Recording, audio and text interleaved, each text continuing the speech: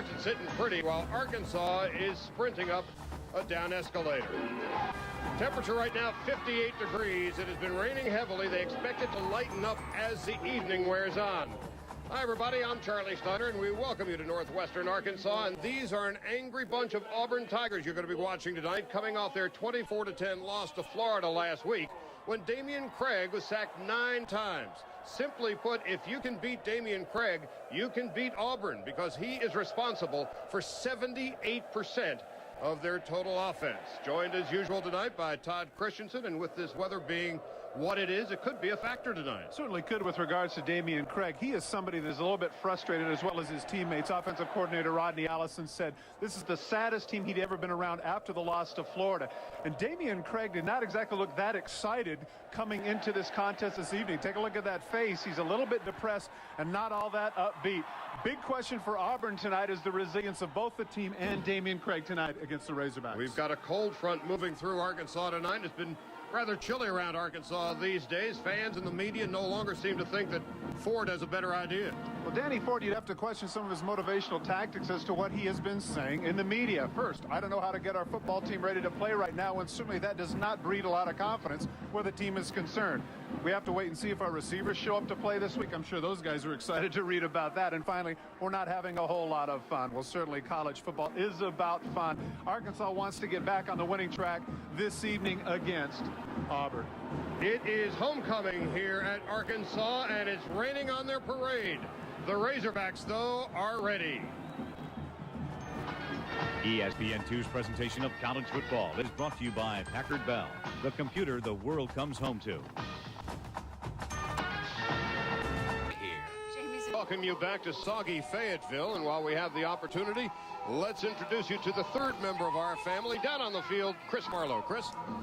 Well, Charlie, speaking of the Bowdens, this is a family that's having a lot of fun right now, and why not? They're all winning. Bobby Bowden still undefeated in conference. Meanwhile, Terry Bowden doing a nice job in the SEC West at 3-1, and Tommy, despite tonight's score, 3-0 and working miracles in the Conference USA. This is also a family that stays in touch. Each week, the three of them exchange game films and then critique each other's performances. Now, this week we talked to Terry Bowden, and he was joking that he was the third Bowden in the family in terms of total offense. Look at the numbers: Florida State, Tulane, and Auburn at 29 points a game. So if you're a football fan tonight, watch closely. You could see a Bobby or a Tommy play in the Terry offense. It's certainly all in the family, Charlie. Back to you. Stay dry tonight, Chris. And one of those points in the statistics there, bottom line is father knows best. Arkansas won the toss, but they deferred in this foul weather, and so they're going to kick it off. And Markeith Cooper is 3 yards deep in the end zone. He'll put a knee to the turf. And now let's meet the Auburn offense. Damian Craig, coming off a poor performance last week, only 18 of 34 for 187 yards. He was sacked 9 times. His two favorite wideouts are Bailey and Goodson, and between them they have made 67 catches this year. Victor Riley, they say, has the potential to be a first-round NFL draft choice. He at right tackle. Auburn is averaging just about 85 yards per game on the ground. But Damian Craig has been throwing the ball with reckless abandon. 2,057 yards, and here you go. First play of the game. It's a running play. Devontae Carter is across the 30 to the 35-yard line. Defensively for Arkansas, Melvin Bradley, very quick at the nose guard. He is their leading tackler among the down linemen. C.J. McClain is the leading tackler overall for Arkansas. And in the secondary, Marcus Campbell has been nursing a hamstring, and with a wet field, that could be a factor tonight. There was a penalty on the very first play of the game. Good looking first play, however. Take a look Take a look down here at the bottom. It appeared that Geno James is the one that got caught holding. Watch as he cuts upfield. You can see tugs on it just a little bit. And as a result, that's what the officials saw through the flag. Boy, those are frustrating, I know. The tight end, I got a few of those myself back 100 years ago. Geno James was really scorched last week at Florida, responsible for 4 of the 9 sacks. And on the first play from scrimmage, a 10-yard holding penalty. Here's Craig's first pass of the game. It's complete out to the 15-yard line to Hicks 4. One of the things that they want to do is to avoid Mel Bradley, the great pass rusher of Arkansas. They're going to roll a little bit right, move out of the pocket. From your screen comes Bradley, and they go away from him, settle down with the easy throw with a hook pattern, drop him in his tracks at the 17, but that does give Craig some confidence, able to throw here in this wet weather. Mel Bradley, boy, went from nose guard to defensive end. This is a guy they move around a lot. Just amazing quickness for a guy 265. He had 89 tackles last year. He was the first defensive lineman to lead Arkansas in tackles since 1981. Second down and 13 yards to go. Craig fires, completes it to Hicks. 4, has some room on the sideline, wrestled out of bounds at the 32, and that's a first down, a pickup of 15. And Andrea Moss, the cornerback, slipped a little bit on that play. The protection is outstanding for Damian Craig. In the shotgun, takes his 3 steps back, has plenty of time, looks left, drills the ball right into Poor's chin, actually. He does a nice job of bodying the ball and trapping it. Take a look here at the front 5 and what they're able to do. You can see Bradley on the bottom. Geno James pushes him out to the outside. He wins that battle clearly. And so it's the first down of the ball game at the 32-yard line. Markeith Cooper is in the backfield, and he gets the handoff, and he's going the other way with a fake, and it's complete out to Karsten Bailey across the 40 to the 41-yard line. Fakes me out. David Barnett comes in on the corner blitz, and that was really a big mistake on his part. He's got to go after the quarterback. Watch to your right of your screen right here. Now take a look. Why go after the fullback? You're not going to get him anyway. Go after the quarterback, and if he goes with the fake, you can get him. Instead, Craig shows his escapability and throws the ball nicely, a little bit behind, but a good-looking catch by Bailey to reach back for it. For Karsten Bailey, his 34th catch of the year, a pickup of 9. It's second down and less than 1. Out of the I formation, the freshman DeMontre Carter. And he gets into a pile. Beasley, the up back. Well, Damian Craig is somebody that's establishing all the standards for the Auburn War Eagles in passing. Take a look there. Passing yards per game, completions, TD passes. He could arguably be maybe their best quarterback in history, but of course you'd get some argument from the people who remember 1971 when Pat Sullivan was the Heisman Trophy winner. Patrick Nix was also a pretty good quarterback at Auburn, and it is those 3 who hold all of the quarterbacking records at Auburn. The pitch out to DeMontre Carter, and Carter loses a couple. Number 1 to number 1, but in this case, Randy Gardner, a little bit bigger body, is able to take on the smaller tailback and drop him for a loss. Miles Aldridge, the defensive coordinator, said, first of all, it's going to be a great night for football, regardless of what it was. But he felt that the key was what's going to happen in the pit. And clearly that time Garner is able to get off his block and drop DeMontre for a loss. If Arkansas can keep that up, they got a shot. The strength of the Arkansas defense is its front 3. Anderson, Bell, Hale, and Melvin Bradley as well. And here is Carter. He's in trouble. He throws across the middle, and it's complete to Tyrone Goodson at the 45-yard line. And that's a pickup of about 4 yards, but still third and very long. Craig shows a great job of mobility here and sense. Take a look now as he's going to go to his right, feeling from the backside. Just at the last minute, he's going to be able to get it off before DJ Cooper goes past him. He doesn't even go down. Great poise and throwing across his body. A lesser quarterback, you say, please don't do this, please don't do this. But you got somebody like Craig able to make the moves that he can. He gets away with it. Third and 8 at the 45. Craig fires, completes it at the 45-yard line to Tyrone Goodson, and that's enough for a first down. Part of what's happening here is that the footing is really hurting the Arkansas defense. They try and come with 6 or 7 on the blitz, but they just cannot get in the face of Craig. And the result of being in the shotgun is that he can get a chance to take a look. Watch up here. You're going to see some people come. Here they come on a stunt, but look at the time he has. Even if they can't pick anybody up, they can still run the deep hook route, and Craig's able to deliver the ball. That's the advantage of the shotgun when it's run well. He is 5 for 5 for 44 yards already. Damian Craig, the 6'3" senior from Pritchard, Alabama, and out of the shotgun. Firing long over the middle, and it's complete to Goodson inside the 30 to about the 27-yard line. A pickup of 18. Zach Pater with the tackle. Isn't this interesting, Charlie, when you try and guess body language at the beginning of the game? We took a look at Craig's face. It looked like he was bored, looked like he was bothered by the rain, looked like he was going to have a hard time getting started. Then again, maybe not. He's now 6 for 6, delivering the nice deep in route. Look at that, right on the money. It is first down and 10 at the 27-yard line. And Craig out of the shotgun. You're going to see that mostly tonight. This time the handoff is to the fullback, Fred Beasley. Flag on the play as he's run out of bounds. Clearly a holding call. That's going to come back, especially when the official wanders all the way over to do it himself, and that's the referee. Holding on the offense. 10-yard penalty from the spot of foul. First down. The SEC officials tonight headed up by referee Mac Gentry. Victor Riley, the one who everyone is talking about going to the NFL, is the one that gets caught. Watch the right tackle here as he pulls up. Now watch him extend the arms and just hang on to Garner. That's the official season. Of course, when the shirt starts to come down over the shoulder pad, that usually is a dead giveaway. Victor Riley, 6'5", 313 pounds. And offensive coordinator Rodney Allison was saying that he has all the tools to make a standout NFL player. So it's first down and 21. The line of scrimmage now back at the 38-yard line.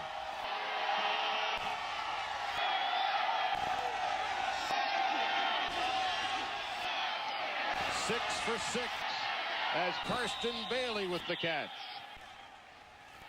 Let's go now to Mike Adamle. Mike? All right, Charlie, another SEC game of note. Kentucky against Georgia between the hedges. Tim Couch trying to rally his troops and does so, rolling to his right and finding Craig Yeast in the end zone. They missed the extra point. They trail by 4, 2:49 remaining. We are going to see Tim Couch in Kentucky next week against LSU at this time. Interesting to watch that throw, once again throwing against the body. You only get away with that if you're good at it, and both two pretty good-looking quarterbacks just did it. Second down, 9 yards to go. Craig steps up, going to run with it, breaks a tackle, coming to the near side, 20, and run out of bounds at about the 19 by Kenoy Kennedy. One of the things that Rodney Allison, the offensive coordinator, talked about was Craig's maturity.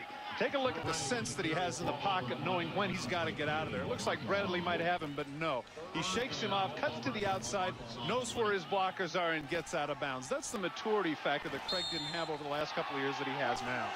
Third down and 3 yards to go. Some wholesale changes on the defensive side of the ball for Arkansas. See if they can stop the hemorrhaging here on this very first series. Damian Craig has been pretty near perfect.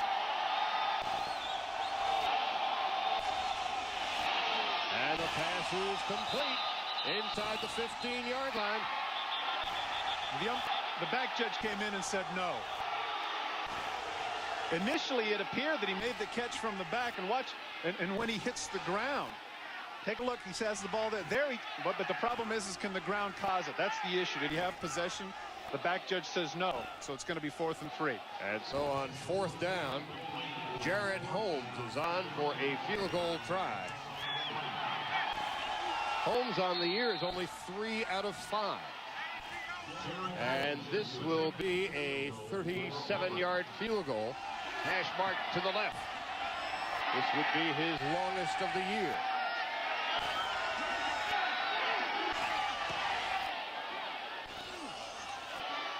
Good. And so Auburn gets on the board first with 8:42 to go in the first quarter. 3-0 Tigers. Talked about going 3 for 5, but one of the issues here is that he gets it when it counted, and the reaction of the coach says it all. This drive was not in vain.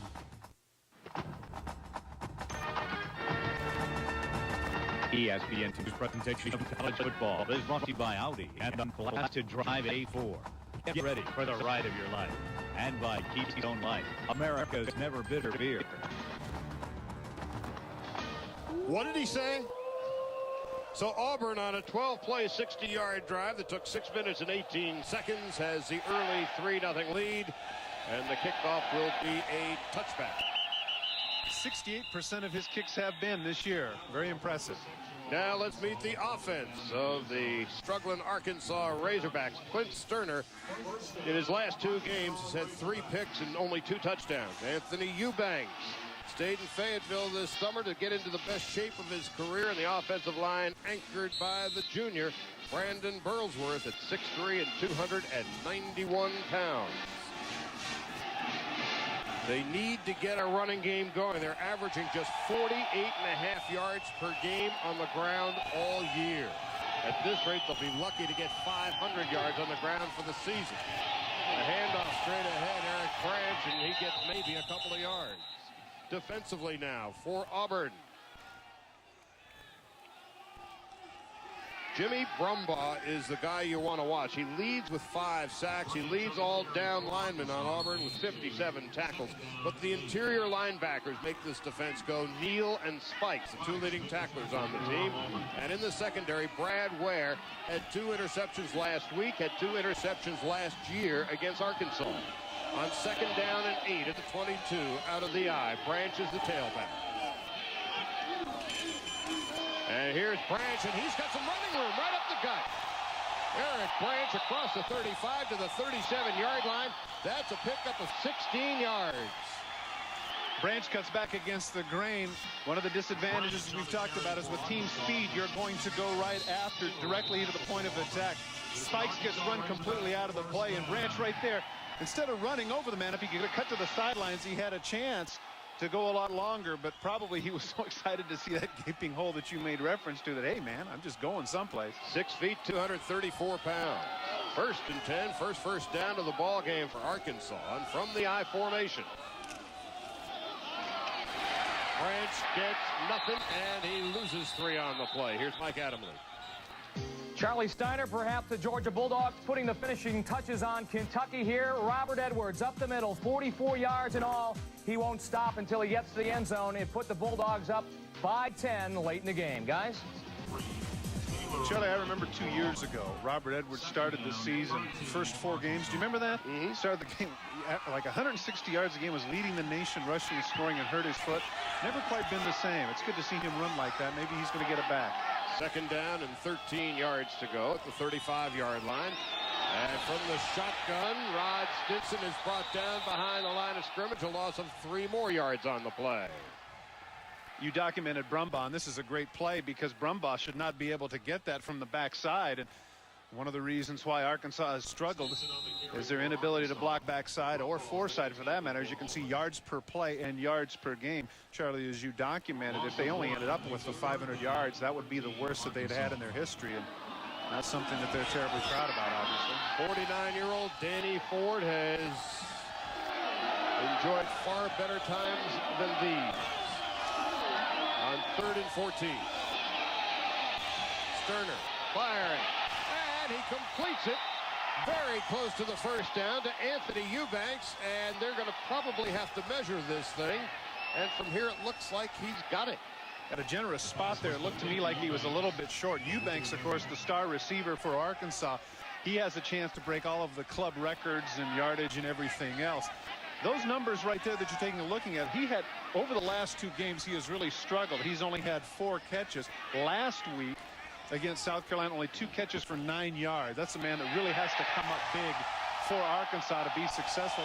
Hence one of the reasons why Danny Ford made the point he did about, hey, what's the deal? Where are our wide receivers? Well, certainly Eubanks came up big in this situation. Here he's going to come across on the deep route. Excuse me, it was the in route right here by Eubanks, who slides and makes the catch. The ball about a foot off the ground. That was a good-looking catch by Eubanks. Eubanks had 5 catches for 85 yards last year against Auburn, and that's his first of the night. Rod Stinson can't get back to the line of scrimmage, loses a couple because Takeo Spikes was right there to greet him, number 55.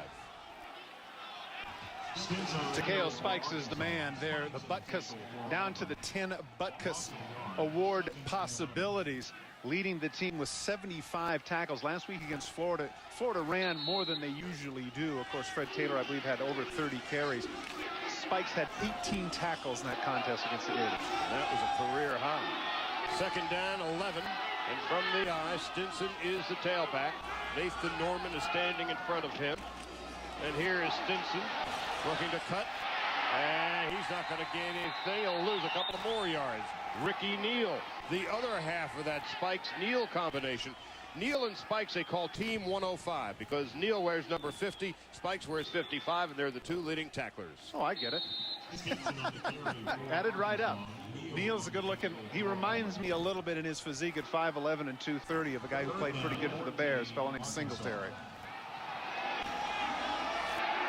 15 tackles for him last week against Florida. And there is Takeo Spikes. 75 tackles for Spikes, 67 for Neal. Here's Sterner to throw off his back foot, down over the middle. It's incomplete.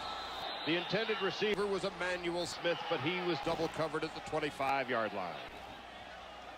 One of the things now that Arkansas, the very thing that Kay Stevenson talked about is happening, that they did not want to happen, and that's coming up 3rd and long. And there's a penalty. It's against Arkansas, and it was holding. Now, certainly they're going to refuse it and make them punt here, is my guess. Holding, offense, be a 3rd down. Well, once again, not the first or last time that I've been wrong. This shows how futile or frustrating the offense has been for Arkansas. Auburn says to themselves, hey, forget 4th down and punting. We want to push them back another 10 yards because we don't believe that they can get that 10 yards back. Shows the confidence they have in their defense and the frustration they sense on the other side of the ball. Offensive coordinator Kay Stevenson, who was Steve Spurrier's backup at Florida in 1966, the year in which Spurrier won the Heisman Trophy. And so on 3rd and 30, whistles blow and flags fly. Offensive line rocked back a little bit too soon. Both tackles, in fact. Dead ball, false start, offense, 3rd down.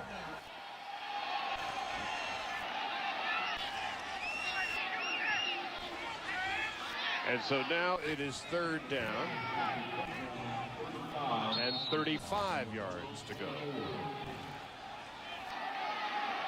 Terry Bowden in his 54th game at Auburn. 49 of those games he has come into the ball game with a ranked team. And he inherited a team that was on probation. What a remarkable job he has done. And here's Sterner. Smashed down at the 12-yard line.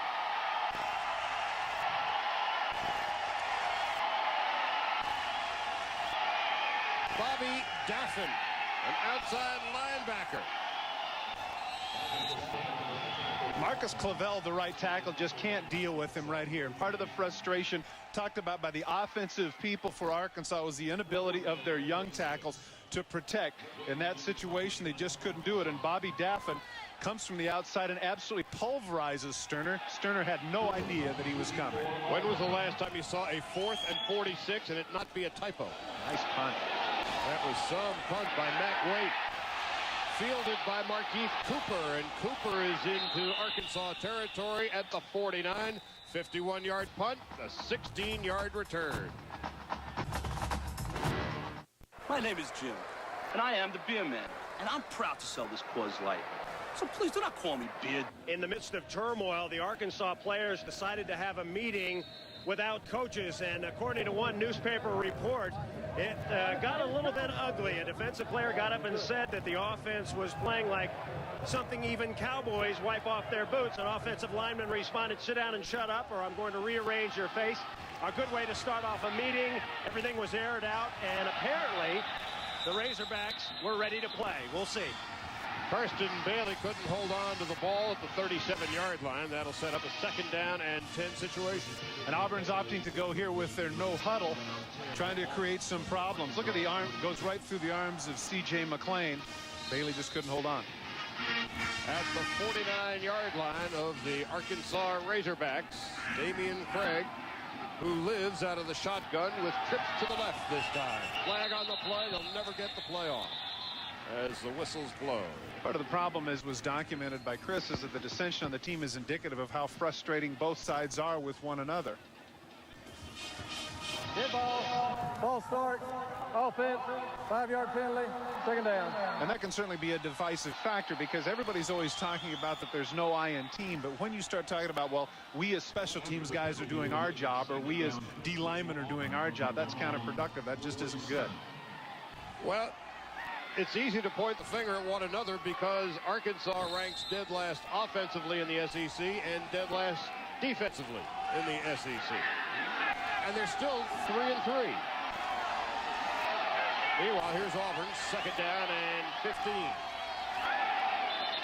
And again, whistles blow and flags fly. And Damian Craig has some unkind words for C.J. McClain. That's not somebody he wants to get in it with. C.J. McClain is probably the best defender along with Melvin Bradley on Arkansas. Offense. Still 2nd down. And he is a tough guy. And Damian Craig is not happy with his troops. That man right there, Dennis Winston, the linebacker coach for Arkansas, former Pittsburgh Steeler during their Super Bowl years, said it's not a matter of whether or not he's going to play at the next level. It's how much money he's going to make. That's how much he thinks of that young man. And the question about McClain all along has been his ability to discipline himself. On 2nd down and 20. At their own 41. Craig fires and completes it to Karsten Bailey at the 47-yard line. Once again, here's Mike Adamle. Charlie and Todd, a upset brewing out in the Palouse. Arizona's Ortiz Jenkins matching Washington State's Ryan Leaf. Touchdown for touchdown. This one 34 yards to Brad Brennan. They both have 3, but the Wildcats have the 7-point lead, guys. Pac-10 is wide open, isn't it? Were we talking about isn't this the first time in, what, 30, 40 years Washington State's been in the top 10, something like that? Apparently they're not going to be there for long. That score holds up on 3rd down and 8.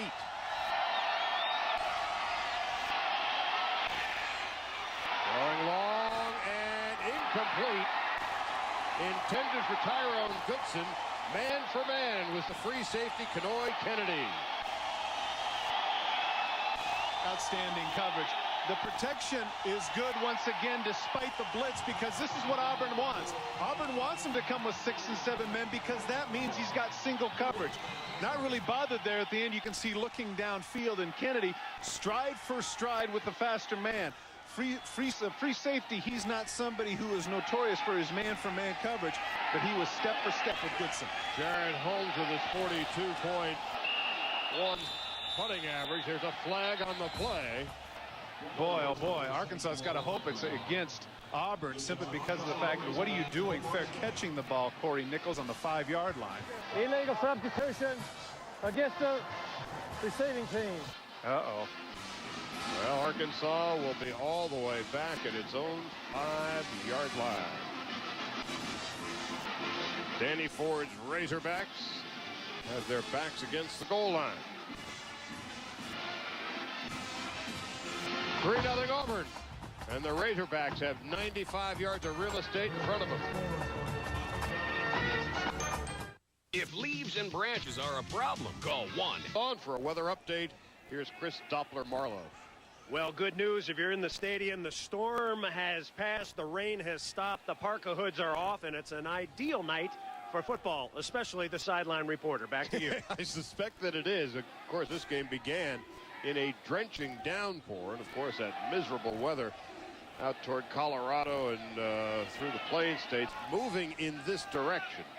It's not obviously cold enough for that kind of weather here, but the temperature has dropped precipitously this day.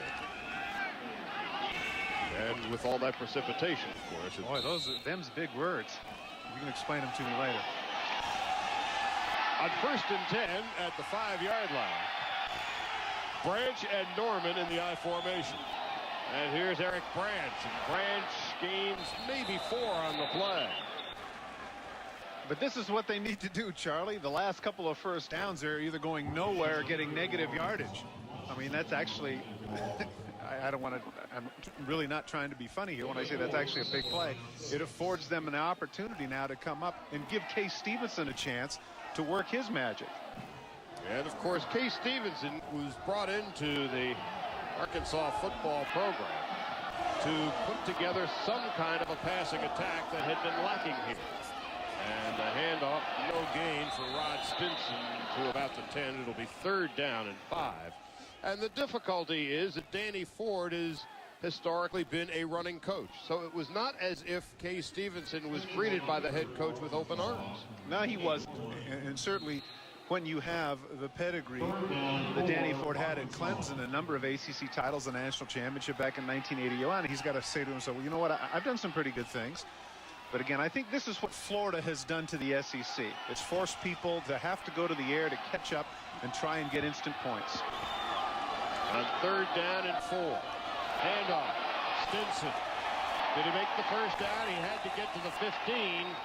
And it looks like he did. It will depend on the mark of the ball. I think he's got the first down. Marcus Washington made the tackle. Nice call. You go out of the shotgun. Everybody's anticipating that it's going to be a pass. Take a look right here with the quick handoff, a play that you saw the Buffalo Bills run an awful lot out of the K-gun. And, of course, Case Stevenson, being from Buffalo, even though he is pre-K-gun, stole that one a little bit, and it worked well for the Razorbacks. Rod Stinson, who has missed several games with a bad elbow, came back last week, played well, and getting a lot of action tonight. Branch is now. He fumbles the ball. It's picked up by Auburn. That's going to be a touchdown. Picked up by Marcus Washington.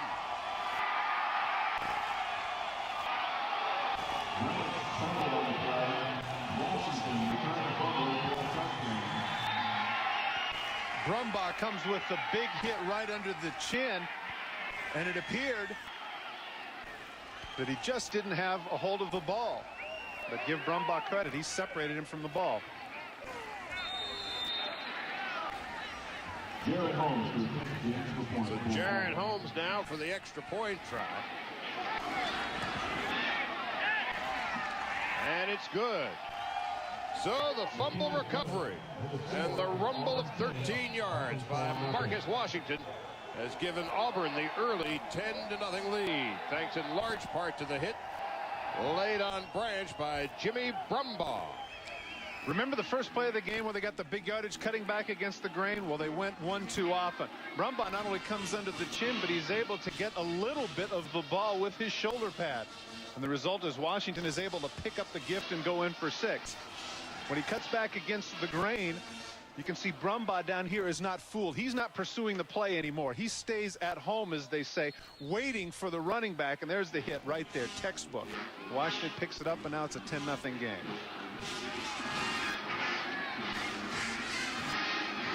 Danny Ford said he needed to play a near flawless game against Auburn. But Auburn has taken advantage of its turnover opportunities and converted 8 touchdowns out of 14 opposition turnovers. Well, again, you got to give an awful lot of credit to the Auburn defense. They got burned early with that one cutback, and since that time, the lanes have been filled by defensive linemen and linebackers. They've been much more disciplined.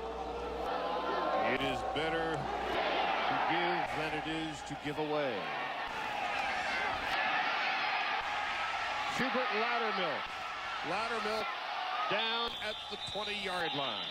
And it is 1st down and 10 for the Arkansas Razorbacks. ESPN2 continues its college football coverage tonight. As soon as we're done, the Air Force Falcons visit San Jose State Spartans. As soon as we're done at 9 o'clock Eastern Time here on the Deuce. You know, if Morgan hadn't been hurt, the quarterback for Air Force, I think they'd have a shot now being undefeated the rest of the season. That was a real blow for them. Meanwhile, Arkansas trying to get over a couple of blows here early in the first quarter, trailing 10-0 at the 20-yard line. Here's Sterner back to throw. He's in trouble, throws, and he completes it to the tight end, Joe Dean Davenport, to the 32. That's a 1st down. Joe Dean Davenport is going to come on the crossing route. 6'7". You see him right here coming across. Now he has to extend himself a little bit to make this catch. Otherwise, he had some room to run. There's nobody within 10 yards of him. Davenport with just his 5th reception of the year. As you well know, pulling a calf is not a good thing in football. Pulling a calf for Joe Dean Davenport's a very good thing. His parents own a chicken and beef farm, and he is prone to help the birth of calves. Defense has been the name of the game for Auburn here in the first quarter, and a sack of Clint Sterner by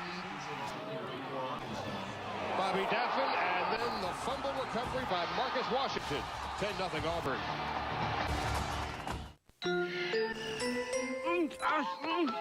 Well, he's having a better time so far than his football team. Oh, sure, he's eating. And at the moment, the Razorbacks are being fed to the Tigers. They're trailing 10-0.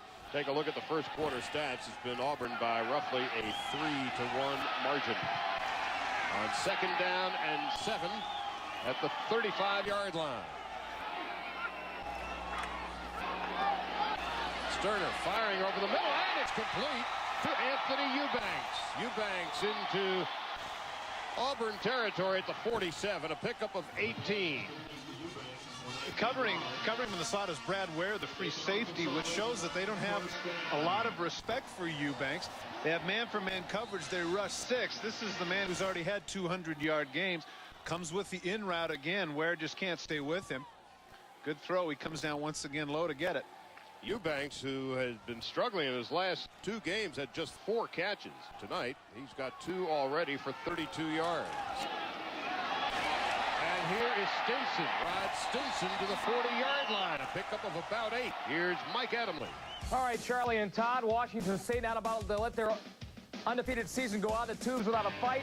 DeJuan Gilmore goes in from a yard out. Wazoo and Desert Swarm tied at 28. And back here in Fayetteville, there is a chill in the air, but fortunately the rain has completely subsided now. It's 2nd down and 3 for Arkansas at the Auburn 40. Here is Stinson, close to the first down, off right guard. Stinson is 5'9", 194 pounds, from Pine Bluff, Arkansas. He, as you see, that left elbow is heavily bandaged. He has had all sorts of problems with that elbow this year, and he just came back after missing 3 weeks last week. 3rd and less than 1. I was about to say, you got about the length of the football here, and they've come in with the free tight end package. This would be an interesting time, though, Charlie, to go with a little play action, because you're down 10-0. This might be 4-down territory.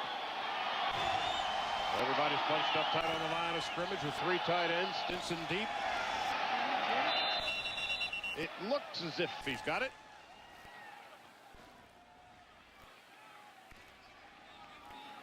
At least where they're going to mark it. Looks like the first down. He only needed the length of the football.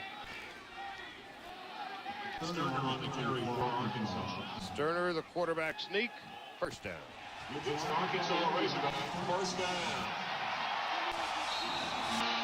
One thing I got to give credit to Danny Ford for is that he doesn't hide. You know, when we queried him about all the problems regarding his job and everything else, he just said, you know, that's part of it. He's going to deal with it. None of this is somebody else's fault. I give him credit for that. 1st and 10 from the I formation. Sterner back to throw. He's in trouble. He's rolling. He better get rid of it. He does underneath. It's complete to Rod Stinson out of the backfield. A pickup of about 5 yards on the play. Marcus Washington made the tackle. One of the things that's interesting with regards to this is the fact that Sterner now is able to feel a little bit better with regards to rolling out here. He's going to get pursued from the backside and look for all the world as if Ryan Taylor was going to sack him. Instead, he comes off to the running back, able to get some yardage and make something out of that play. Interesting thing here, Charlie, too, if you've noticed the number of catches and fall downs that we've had when it appears that people have room to run. There could be some problems with the turf. On 2nd and 6, that is Stinson, shy of the 30, a pickup of maybe 3 more on the play.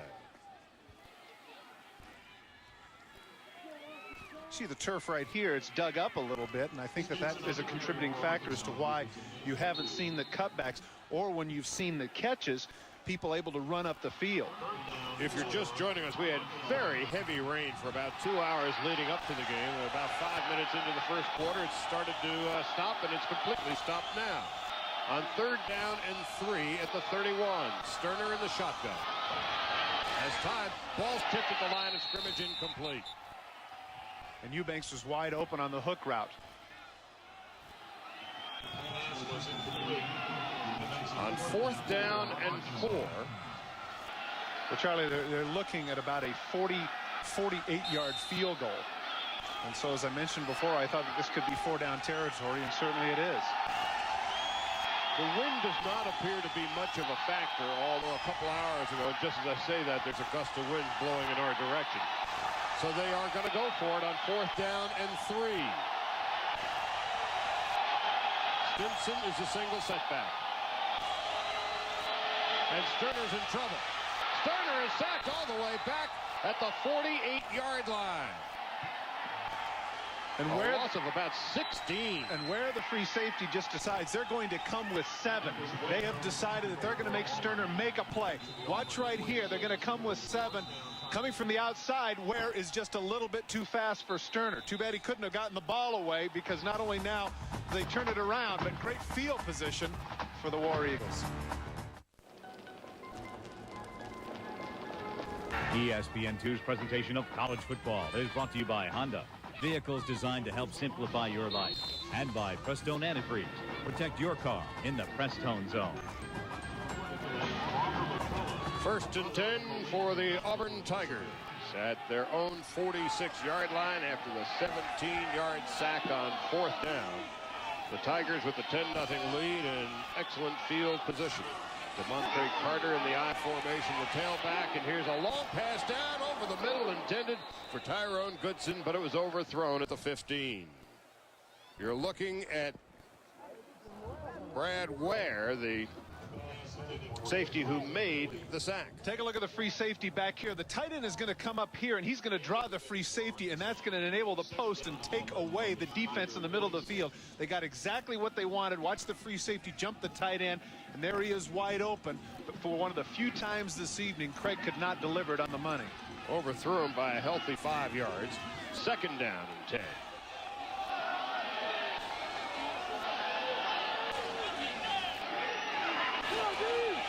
Craig, pump fakes. Same play down over the middle. Incomplete. Intended for Karsten Bailey this time. Well, I tell you what, you got to give Rodney Allison some credit. He decides that he wants, you know what, if they're not going to pay attention, here he comes. He's going to go to the post route again, and there's no help in the middle of the field, but he just can't quite deliver the ball on the money. All that for naught. There's a flag on the play. 10 yards, 2nd down. So the line of scrimmage retreats to the 30-yard line. Take a look in the middle right here. Take a look at the holding right there. Grabbing him down. Victor Riley, number 68.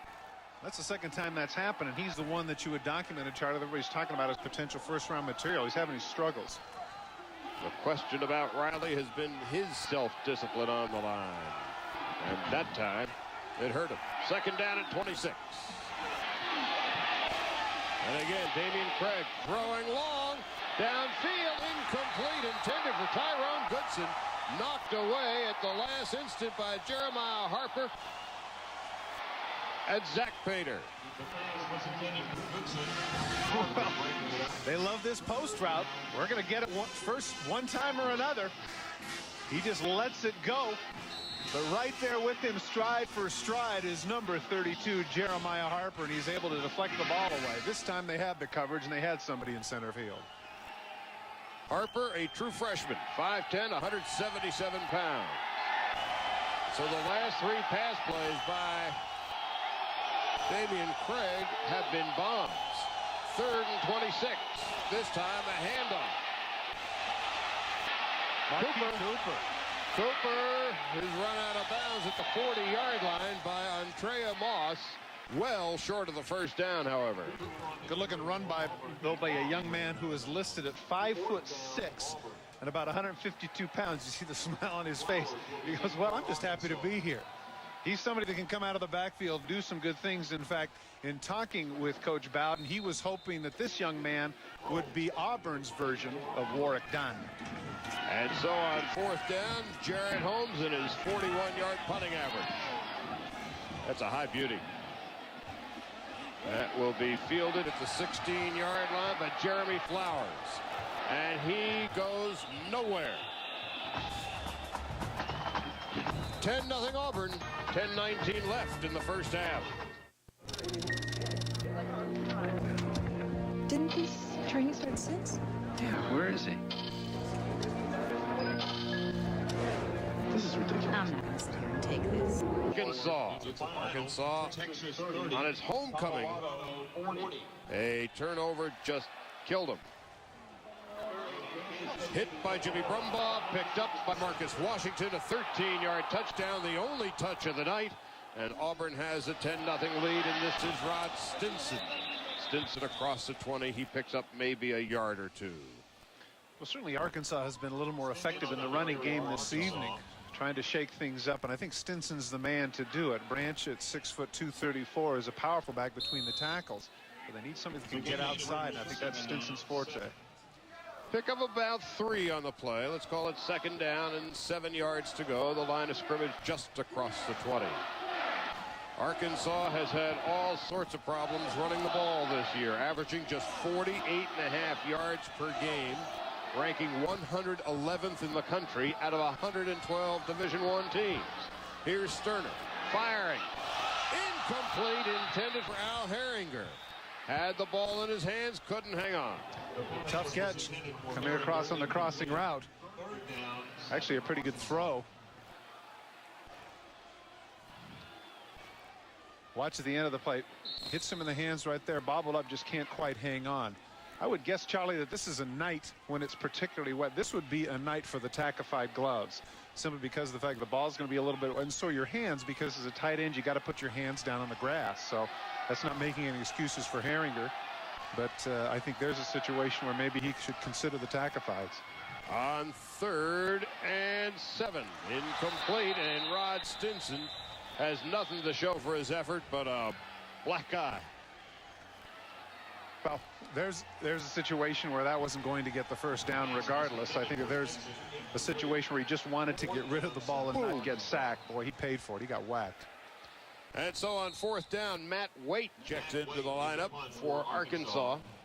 Last week against South Carolina, he was busy. 9 punts, averaged 46 yards per punt, including a season-high 55-yarder. Markeith Cooper is standing back at his own 40. Just did get it away. Not much of a kick. Bounces dead at the 46-yard line, where Auburn will take over with a lead and excellent field position.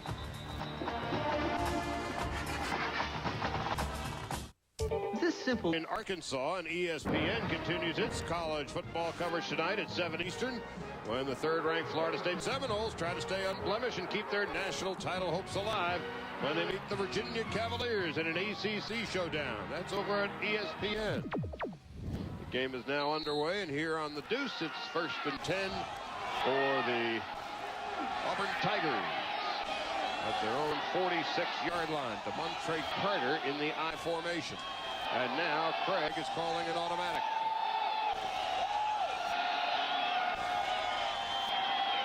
And the pitch out is to Carter. Looking to cut. He's got some room. Carter dives ahead to the 46-yard line, shy of the first down by a couple. Jeremiah Harper made the play. This is indicative of the maturity that Craig has had now. He saw something on the weak side that he liked, and again, give credit to Carter for making the run here and cutting up field. Good blocking at the point of attack, but he saw something weak side. He saw this free safety shift over to the 2 wide receivers on the big side of the field, wanted to take advantage of it, and he was able to by seeing it. And from the I formation, 2nd down and 2, Auburn's got to get to the 44. And here's Carter again. And Carter gets to the 44, very close to the first down. DeMontre Carter will be the running back of the future at Auburn. But Terry Bowden made it perfectly clear to us this week that this is still Damian Craig's team and will be until he leaves town. When Craig is out, Carter then will become the focus of the offense. Well, certainly at this point, you got to put the ball in Damian Craig's hands. With regards to that, Miles Aldridge, the defensive coordinator for Arkansas, when I asked him to contrast this quarterback with some of the others throughout the SEC, he pointed out that there were no bad quarterbacks in the SEC. And a little quick handoff to Fred Beasley, and Beasley gets maybe a couple of yards right up the gut. Interesting that Miles Aldridge compared Craig to Cordell Stewart. There you see him there in the booth. He compared him in terms of the fact that kind of athletic like that. But his point is that you can see him right there. His point was that he didn't think he was quite the athlete, but he actually thought that he threw better, which is saying a lot since Stewart has already had 3 years in the NFL. Second down, 8 yards to go. Craig, ball tipped, incomplete. Tipped at the line of scrimmage by C.J. McClain, the outside linebacker.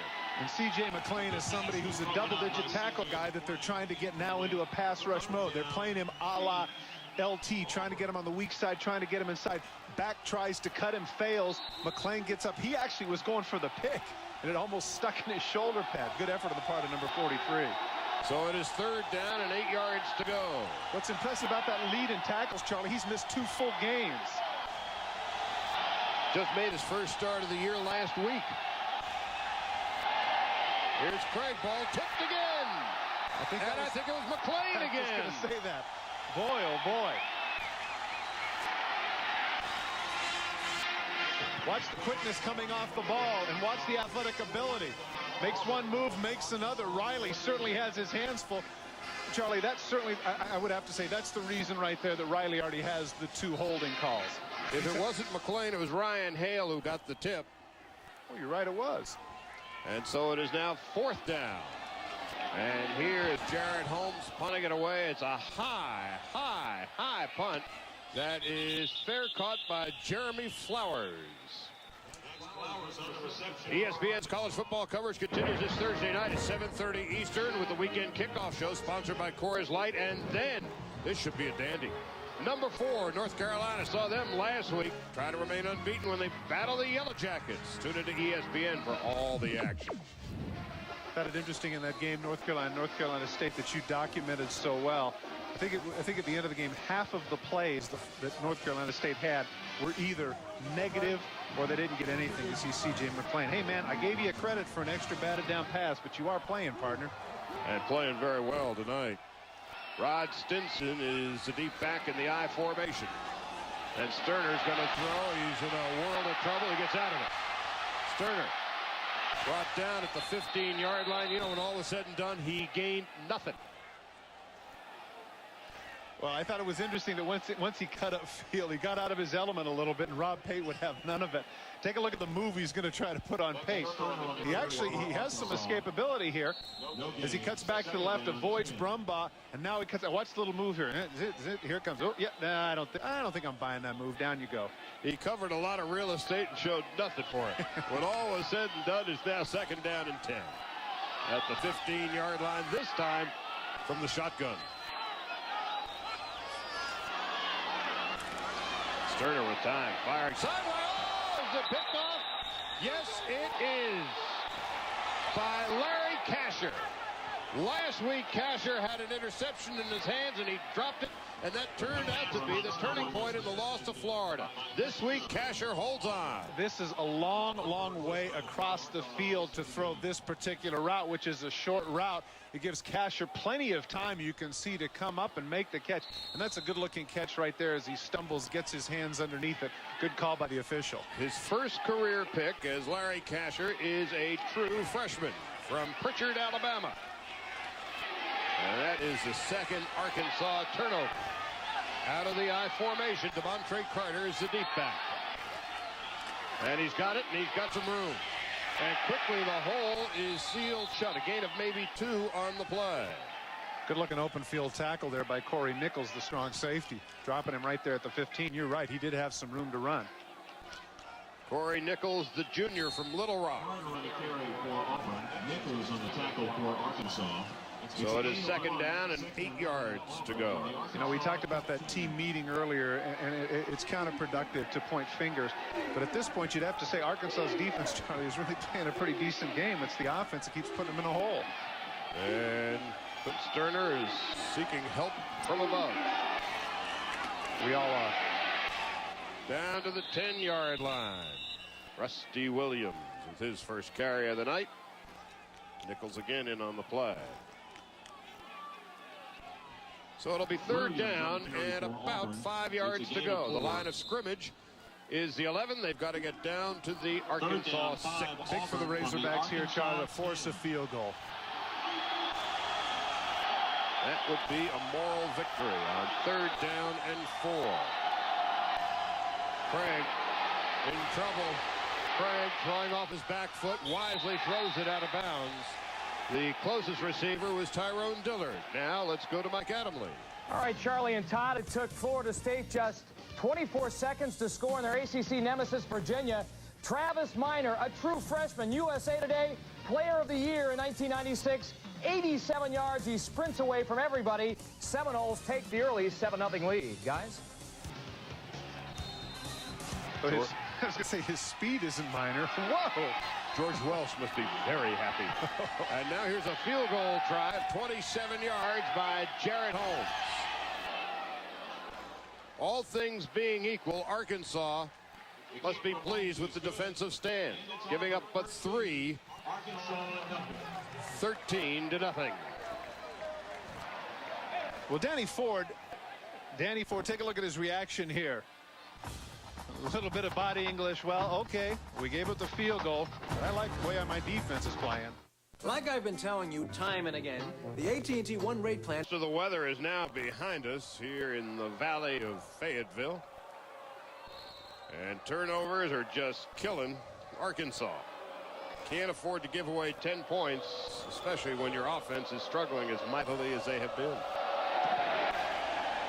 And so the kickoff now by Holmes way deep into the end zone. That's going to be a touchback, and Arkansas will take over 1st and 10 at their own 20-yard line. NFL Prime Monday, every Monday night immediately after SportsCenter at 7:30 Eastern Time. Highlights, analysis, and, of course, soundtracks. And then at 9 Eastern on ABC, it's Monday Night Football, a rematch of last year's Super Bowl.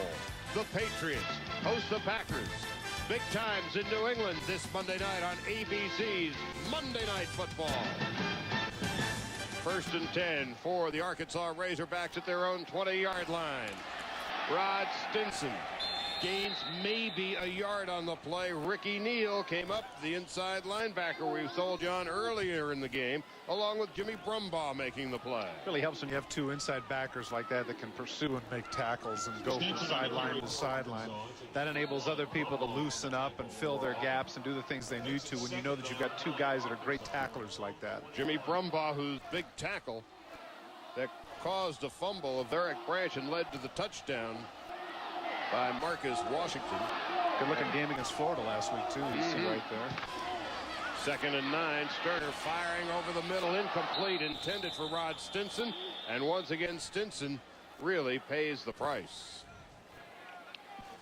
Well, he's able to get some pretty good protection here. They come with 7 on a blitz, and it gets picked up. But he can't quite get the touch on the ball that he needs for Stinson right down the middle. You can see right there. He's a little bit wary of Neal, and so he shortens his arms a little bit. Sterner began the night 4 for 4. He has missed, however, his last 5 passes, 4 of 9 on the evening, for 48 yards. 3rd down and 9 from the shotgun. And they're having trouble passing. They're having trouble running. And now Sterner is having trouble scrambling, throwing off the back foot, incomplete. Intended for Michael Williams.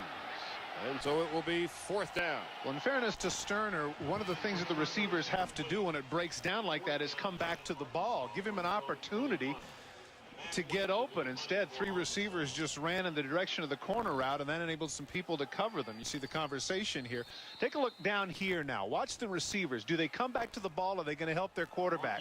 See right here. Now they need to make the breaks and come back. Instead, everybody is going in this direction. That's just putting too much pressure on the quarterback to try and make a touch throw. And so on 4th down and 9, Matt Waite's punt.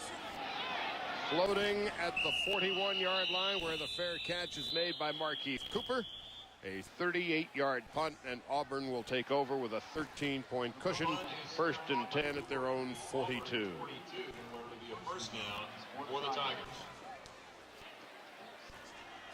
Damian Craig, who was sacked 9 times last week, had an off game for him, 18 of 34 for 187 yards. Tonight has completed 50% of his passes for 87 yards. He has 6 career 300-yard games to his credit. 1st and 10 at the 42. Craig from the shotgun. As time fires incomplete. Intended for Karsten Bailey at the 46-yard line. And coverage by Campbell, arguably the best corner. 2 interceptions coming into this game. Interesting that they go to the shotgun in this situation, Charlie, because this was the formation. Remember, in that first drive when they went 60 yards the field goal. Since that particular drive, they've only had 62 yards in their last 4 possessions. So you got to give Arkansas an awful lot of credit for the defense they've been playing. Defensive coordinator Miles Aldridge and his linebacker coach Dennis Kurt Wilson. Ball tipped in the air, intercepted all the way down to the 7-yard line. Charlie, by Corey Nichols. It's going to come back. Arkansas was offsides. There is a flag back at the 40-yard line. And you're right, Todd. Offside, defense, previous spot, 5-yard penalty. How frustrating when things are going poorly. Take a look. It's going to be C.J. McClain right here at the top of your screen. Watch just before the snap of the ball, he gets off. Oh, boy, that's awfully close. But the official saw that he was in the neutral zone. And the result of the batted pass and the run go for naught. Ryan Hale tipped the pass. C.J. McClain jumped the gun. Auburn avoids the bullet. And Danny Ford has been down this road before. What a nightmare year it's been for the 49-year-old Ford, now in his 5th season at Arkansas. He has 3 years left on his contract, and there are not a lot of folks around Arkansas who think he is going to fulfill it.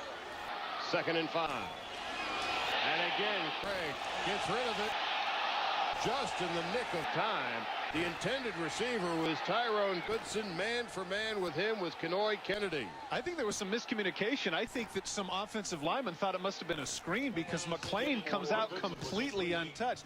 Now you see the coverage pretty good right there. In fact, it became a situation to where Goodson was the defender, making sure that it wasn't intercepted. And so on 3rd down and 5 yards to go, Auburn is 1 of 6 in 3rd down situations tonight. And from the shotgun.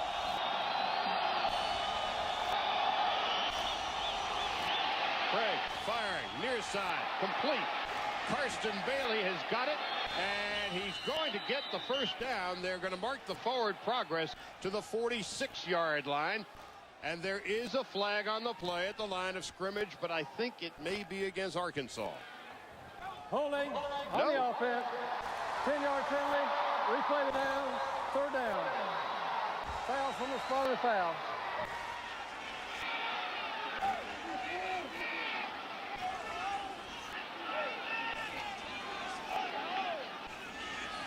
And so the line of scrimmage will move all the way back to the 33.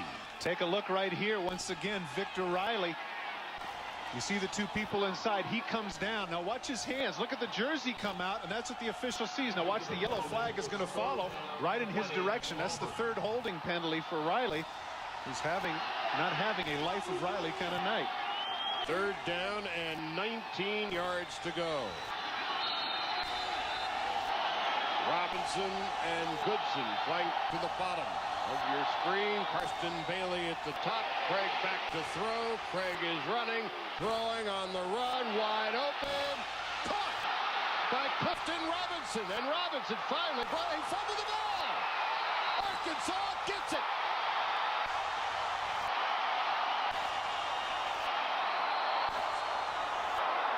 Marcus Campbell with the fumble recovery. Well, there's some poetic justice to that, Charlie, because it's Marcus Campbell that makes the mistake. Marcus Campbell's a defender, and he's playing for the interception. Now watch what you're seeing at the bottom of the screen. You're going to see Campbell think he's going to make the pick, and instead not getting it at its highest point. Instead, the receiver is able to do that. Hustling behind, I believe, was number 28. In that case, on Trey Moss, who's able to strip the ball away from the receiver, Clifton Robinson, and Campbell able to come up. This is a great play by Craig, and watch the punishment that he takes. Ooh, man! Right at the end, right under his chin. And so Arkansas gets the ball, bites, and avoids a bullet. And Rod Stinson gets maybe a yard or two on the play. One of the differences that you see between the two quarterbacks, and this is in no way to disparage Sterner, but you can clearly see the experience factor, Charlie. Craig has been around the block. He's played against some high-quality teams. He's a senior. Sterner, as you pointed out earlier, was a wide receiver in high school. This is basically the third year that he's been playing the position, and so that's one of the reasons why he's been having some of the struggles that he's had. Second down and about 7 yards to go, and here's another flag on the play. A little bit too soon on the move was Chad Abernathy, the left tackle. Before the snap, false start, offense, half the distance, second down. One of the difficulties that Danny Ford and his offensive unit has had throughout the season has been the relative youth of his two tackles. Abernathy, who was called for the penalty there, and Bobby Williams, the right tackle. Both of them in their first year at the position. And that has caused some more gray hairs for Danny Ford. And you also have to throw in, remember, Charlie, earlier in the game, Marcus Clavel, a redshirt freshman, the one who gave up the sack and almost got Sterner decapitated. He's out of the game now. Right up the gut, Rod Stinson across the 5 and back to about the original line of scrimmage on the play.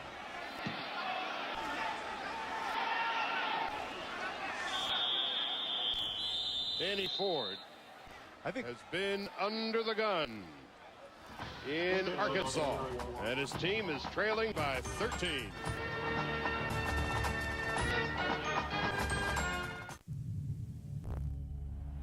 Give the ball up and over and in, I believe.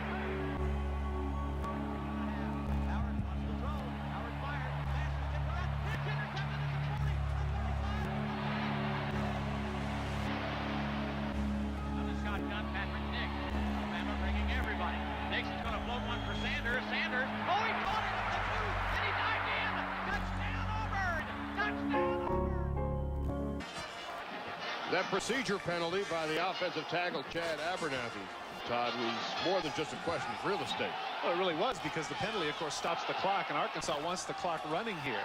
And here's Turner throwing out of the end zone. It's complete to Anthony Eubanks, but well short of the first down. The clock continues to run until Auburn calls a timeout. Auburn's able to get the timeout and stop the clock. Interesting there with regards to K. Stevenson. I would have thought possibly so deep in their own territory, Charlie, that they would have been content just to run the ball and force a timeout. Instead, they really did go after the first down, but came up just a little bit short. And so on fourth down, we will remind you that coming up, the National Car Rental Halftime Report with Mike Adamle. The undefeateds had a difficult Saturday afternoon. Arizona and Washington State have had a terrific battle. And a Big Ten wrap-up. Michigan and Michigan State, among others. And Iowa had a huge day today. I guess Tavian Banks had a few yards in that one, huh? Mm-hmm. And so on fourth down, and about 3 yards to go, Arkansas will punt it away. Auburn has one timeout left in the half. And the Arkansas defense has played very, very well. They have not surrendered a touchdown. The only touchdown of the night came on a fumble recovery by Marcus Washington, who ran it in for 13 yards. And outside of that, the Arkansas defense has held a high-powered Auburn Tiger offense to a couple of field goals. First drive of the game, really. That's what they gave up. That's the first drive of the game, 3 points. And so Matt Waite will punt it away. And standing deep is Markeith Cooper back at his 48-yard line. Cooper fumbles the ball. I think Auburn's got it. They do. at their own 48-yard line. Talk about how sometimes when you can be unlucky, ball goes right through the hands. There's two red shirts there, but instead right on top of the play is number 4, Jason Bray, the cornerback. Remember earlier, of course, we documented the fact that the ball gets batted up in the air. Interception. Looks like Arkansas is in good shape. What happens? An offside penalty. A 43-yard punt by Matt Waite. Now Auburn with 1 timeout left at their own 47-yard line. Craig from the shotgun. He's going to hand it off. Right up the gut. That's Cooper, and there's a flag on the play late. That's an obvious face mask there. David Barrett, number 18. Face mask, defense, 5-yard penalty from the end of the run. I'm very surprised. Right here, what's going to happen? Watch the left hand. Oh, boy. Just jerks that one down. That's it. Fortunately, as we pointed out, Cooper being only 5'6", didn't have a long ways to go to the ground. If he'd have been a 6'4" running back, that could have been really painful. It's a good thing for Arkansas. It was only a 5-yard penalty. He could have been slapped for the big one. So it's 1st and 10 Auburn now. At the Arkansas 42, Robinson and Goodson are flanked to the top of your screen. Carson Bailey at the bottom. Craig fumbles. Picked up by Arkansas. That's C.J. McClain. McClain could go. 20, 10. Touchdown. C.J. McClain. 51 yards.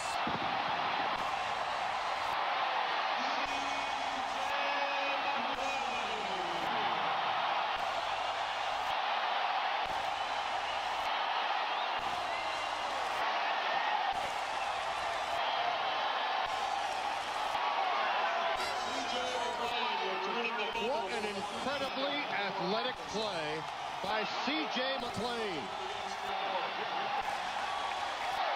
The junior linebacker, 6'4", 234, who run and dove. And suddenly it's 13-7 with 58 seconds to go in the half. A rare mistake by the quarterback, Damian Craig, trying to make a little bit too much out of something. It appears that he's going to escape the corner blitz that's going to come from the right of your screen. He's looking left. Now he has to avoid the rush of Barrett. Now right here, Barrett gets him and the ball bounces loose. It bounces up to McClain, but he gets some help from his friends. Take a look at number 44, Harry Wilson, who is the convoy all the way, keeping Craig out of the way. Craig could have made the tackle a lot sooner upfield without the presence of Wilson. Instead, McClain is able to jump over the top of him, and Craig cannot make the tackle, and Arkansas's defense says to themselves, hey, you know what? If our offense isn't going to score, then maybe we should take it upon ourselves to get some points. Boy, I tell you, when you're a defensive player, you don't get that many opportunities. He takes off from the 4-yard line. That was a 5-yard dive. It was, but it was completely unnecessary, but it was styling. And Terry Bowden says, you got to be kidding me. Up 13-0 in midfield, going the other direction. This happens? Nuts. Meanwhile, at the other end, Arkansas, which has had all sorts of problems all year long, looking for any good news it can get. Boy, they got it but good. 51 yards. And Arkansas is going to call a timeout. They can't. I've never seen a kickoff team call a timeout. Well, I've seen it in the situation where you're talking about an onside kick maybe at the end of the game, but here, this is curious. Ladies and gentlemen, a big round of applause for the one-man band providing the music. Well, C.J. McClain, we told you about. Miles Aldridge, the defensive coordinator, and Dennis Dirk Winston, the linebacker coach, both say he is blue chip NFL potential, but he needs a greater sense of self-discipline. Boy, he has had some kind of first half. He batted down a pass, 52-yard fumble recovery, a 5-yard dive, and a touchdown. Take a look. Let's slow it down and see if we can right here where he takes off from. It's kind of a Scottie Pippen from the free throw line thing. Look at that. Right there at the 4-yard line. He's up. Craig, and he gets the ball in. Oh, wow. That's impressive. Those of you that follow college football, remember Sam Bam Cunningham from USC who used to make those jumps? That's what that looks like. And Damian Craig, not very happy with himself, realizing that it was his error that led to the score. And so now, suddenly, out of nowhere, it's 13-7. Auburn came into this game a 16-point favorite. Damian Craig with a look of utter disbelief on his face. Meanwhile, Arkansas, for the first time in what seems like a good long time, pumped along the sideline. Todd Latourette with the kickoff. Fielded by Marquise Cooper. And down he goes at about the 23-yard line. Now this is going to be interesting what Craig and Terry Bowden decide to do here with 51 seconds remaining and only the one timeout. They're at the 25-yard line. Do they have enough room? Do they have the confidence to get down there? Or do they want to risk a turnover here? Because, Charlie, maybe this is a minor point to some, but Arkansas is going to get the kickoff to start the second half, and so that could be a momentum factor. Remember, they deferred. And now suddenly Terry Bowden's team feeling, and now there's some, it looks like a false start against the tackle Geno James. Well, see, this is what McClain has caused now. He's causing some problems with people now, a little bit shook up. False start, offense, 5-yard penalty. Still first down. Left tackle Geno James, 78, and there is C.J. McClain, the hero of the first half. There he is right here, knowing that he's blocking a punt. Oops, he gets off just a little bit too soon. McClain makes him pay for it. Now, why you would take McClain out at this point, I don't understand that, Charlie. And the reason is that they only have 10 men on the field, so Arkansas is forced to call a timeout. So Arkansas, which had 2 timeouts left, now has 1. Each team has 1 timeout left. And Arkansas will go into the locker room, assuming nothing untoward happens in the final 51 seconds, probably as energized as they've been at the half, maybe all year. I would agree with you, and of course they can burn the timeouts. It doesn't make any difference unless, of course, Auburn turns the ball over here. But certainly Auburn's a little bit shook up. And I would say, Charlie, this is the only thing that I don't like necessarily for Arkansas fans about these timeouts. It gives Auburn a little bit of time to regroup here, to get their bearings and make a decision here. Now with a 5-yard penalty, my guess is that they'd be content to run the clock out up by 6 points, but who knows? Each team with 1 timeout left. Danny Ford said his primary coaching method this week was to try to coach between the ears of his players. It was a team severely lacking in confidence coming in. What does that mean? What does that mean? I want to know. I saw that phrase too, between the ears, eh? That was a team, Arkansas, clearly lacking in confidence coming into this game as Fred Beasley gets the handoff, and one would think that would be the last play of the first half. DJ Cooper made the tackle. Well, I got to tell you, though, that the defensive personnel for Arkansas, their confidence factor has got to be extremely high, saying to themselves, hey, we can shut these guys down. I know Craig took us down there on that first drive, but since that time, we've been able to shut them out. And if we can continue to hold them to where Sterner, Eubanks, et al. Can get something together, who knows? We got a shot at this. Defensive coordinator Miles Aldridge in his second year at Arkansas. And he's got to be pleased with the effort his team put out here in the first half. 2nd down and 12. Craig will put a knee to the ground, and that will be it for the first half. 13-7 Auburn. We've got ourselves a ball game in Fayetteville. And now here's Mike Adamle. All right, thank you very much, Charlie. Tonight in Lawrence. In what has been truly a defensive struggle. It's been a pretty good football game. As we begin the second half, Arkansas will receive, having deferred in the first half, and that kick is long out of the end zone. So it'll be 1st and 10 at the 20-yard line for the Arkansas Razorbacks. And what a fine-looking home fan, huh? That's a nice lead-in. Meanwhile, practically twins, that figures. Meanwhile, it has been a defensive struggle and 2 fumble recoveries, 1 for each team, providing the only touchdowns of the night. I'm really surprised. I would have thought Damian Craig, after his initial start, he was 7 for 8 in the first quarter. In the second quarter, they made some terrific adjustments. He was only 1 for 9 in the second quarter. So Arkansas really made some adjustments and did well. And so here is the first play of the second half for Arkansas. 1st and 10 at their own 20-yard line. And Sterner is back to throw. Throwing long down the sideline. And it is incomplete. The intended receiver was Anthony Lucas. And Clint Sterner really paid the piper after he got rid of the ball. play action fake. Sterner goes back and he gets whacked. Ooh, that could have been one of the reasons why it was a little bit short. Number 95, Leonardo Carson, is the one that puts the boom on his ribs. Carson leads Auburn with 10 quarterback hurries. And he hurried him pretty good, didn't he? Antoine Nolan had a chance at the pick, but just couldn't come up with it. And 2nd and 10 now. High formation behind Sterner. And the handoff is to Stinson. Breaks one tackle, but he's not going to break another. Brad Ware is there to make the tackle. Halftime, statistically speaking. Well, Arkansas's offensive numbers are nothing significant, and of course the turnovers have kept both teams really from getting any points. Offensively, that is. Both touchdowns, as you pointed out, Charlie, were scored on fumble recoveries. It appears that Stinson's injured. Stinson, as we told you, came into the game with a very shaky left elbow, and that appears to be the area of discomfort again. And you know, that's tough, Charlie.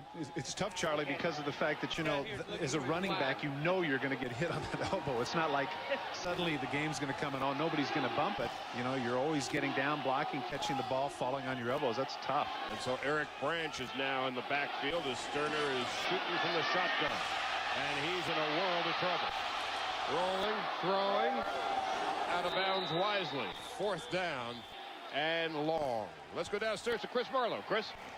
Charlie, talked to both coaches at halftime. Terry Bowden told me we should have put them away, but we didn't. We missed our opportunities. He was going to talk to his team about poise in the locker room. Meanwhile, Danny Ford, he said we have to do something offensively. I asked him if he wanted to throw the ball more, and he said, well, we're going to do what we need to win the game. Back to you. On 4th down and about a dozen, Matt Waite will punt it away with Markeith Cooper. Slips. And he's going to pick it up. He's still on his feet. Hey, he's got a seam. Wow. Markeith Cooper to the 40-yard line. And for a moment, it looked like he might break it. Instead, it was a 19-yard return. Not all bad. Also looked like a bad decision there because it looked like he was going to get whacked, but instead he does a great job of picking the ball up, making a nice 360 move and heading up to the center of the field. Take a look. He's saying, no, everybody stay away. He even slips and falls. Now right here, he probably makes what seems a bad decision, but a great stiff arm on Kennedy, and instead of going east and west, he goes north and south. Arkansas obviously anticipating the ball is just going to roll. Instead, Cooper takes advantage of the opportunity, and they're able to set themselves up in some excellent field position inside the 40.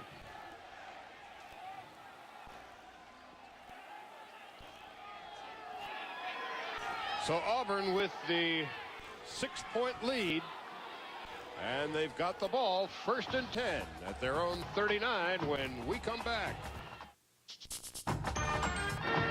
ESPN2's presentation of college football is brought to you by Meade TechMate. From storing software to protecting laptops, we've got technology covered. And by Las Vegas. It's nonstop action around the clock. And we're open 24 hours.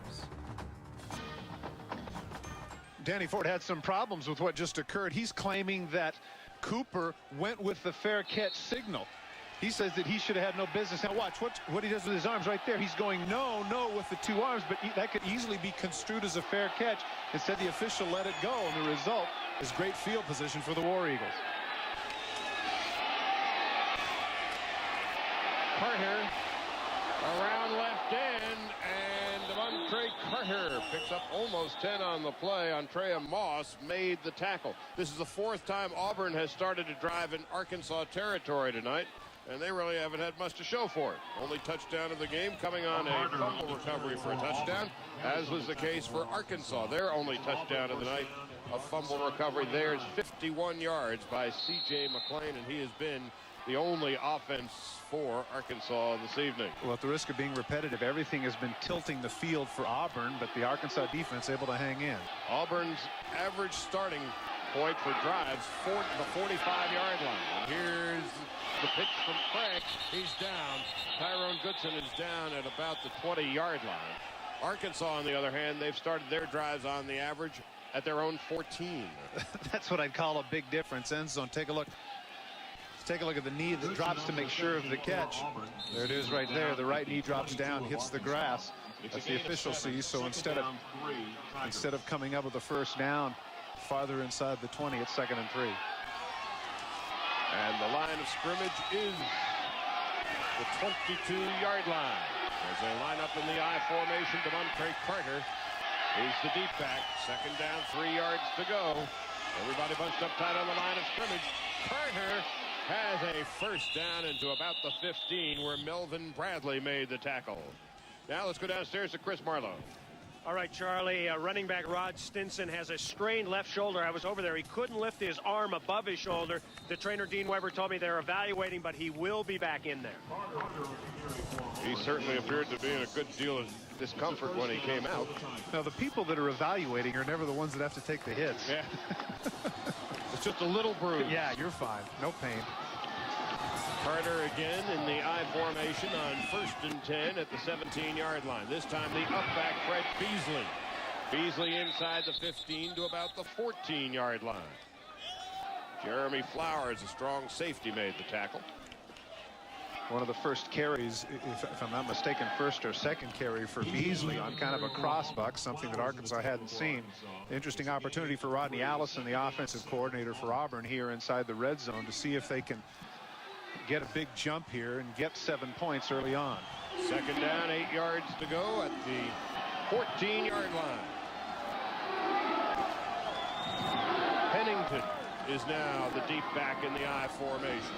And he runs into Craig, and he is swamped back at the 25-yard line by the ever-present C.J. McClain and Ken Anderson. Clearly somebody missed an assignment, and I believe the running back went the wrong direction because Craig is coming back for a play-action fake, and the person, look at the collision right there, just enabling McClain to smother him. Miscommunication there on the part of the running back, in this case number 40, Senkei Pennington, who had not been playing much up to this point, Charlie, and that's a strange situation to put him in there in the red zone. And C.J. McClain continues to have just a huge evening. 3rd down and 16. Auburn, 1 of 7 in 3rd down opportunities tonight. And from the shotgun, Craig rolling, throwing. Whistles are blowing. There's a flag all the way back at the 10-yard line. That would usually indicate as to whether or not they got the ball off. Probably delay of game. I think you're right.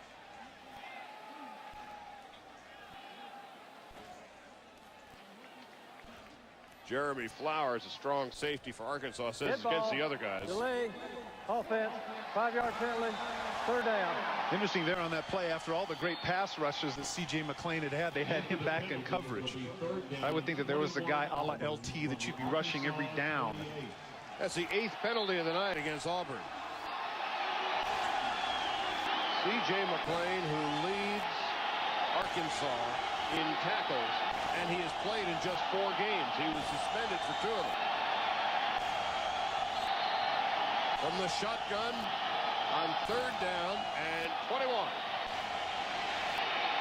Throwing over the middle, incomplete. Could have been a flag, no flag. The intended receiver was Tyrone Goodson. Kenoi Kennedy on him like a cheap suit. DJ Cooper, the defensive end, is the one that applies the pressure. Watch at the bottom of the feet. Here comes Cooper. He's able to bust through. Now watch the throw. Look at that. He has to hop a little bit and can't get everything on it that he wanted to, and then enabled Kennedy to come up and get a piece of the ball. And this is going to be a 45-yard field goal try for Jared Holmes. His longest of the year is 34. He is 2 for 2 tonight from 45. He had it and then some. And so Auburn expands their lead to 16-7 on the 45-yard field goal by Jared Holmes, his longest of the year. Let's give a lot of credit, though, to Jeremy Zills, his holder. The snap was a little bit high, and he's able to make the catch and get the ball down. Take a look at the catch here by Zills. Ball's a little bit off. He gets it down, gets the laces away. Good job by the holder, which enables Holmes to get that 45-yarder. And so now it's 16-7 Auburn. Barry Bowden can breathe a little bit easier.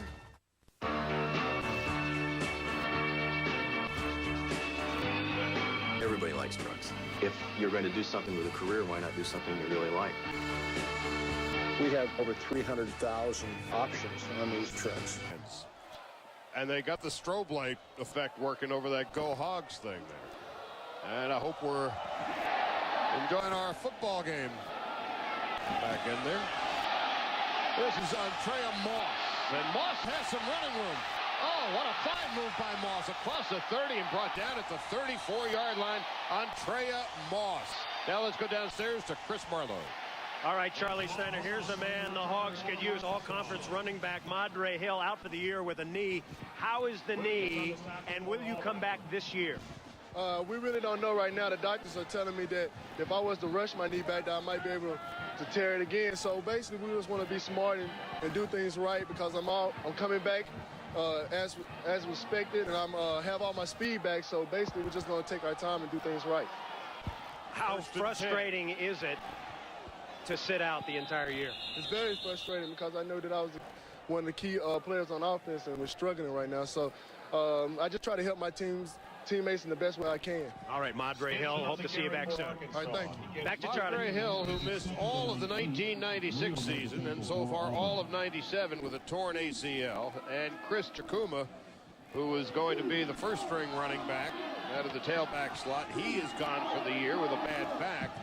And so Arkansas is going with Eric Branch, their third stringer. That's 2nd and 8. Stinson back in the lineup, and here's Sterner throwing off his back foot, and he completes it to Michael Williams. Run out of bounds at the 43. He appears to be about a yard short of the first down. It's a good job by the quarterback Sterner to avoid Marcus Washington, who was not fooled by the play-action fake. The idea is that now as he goes, there's Washington right there, but Sterner able to shake him off and deliver the ball on the money to come up 3rd and short.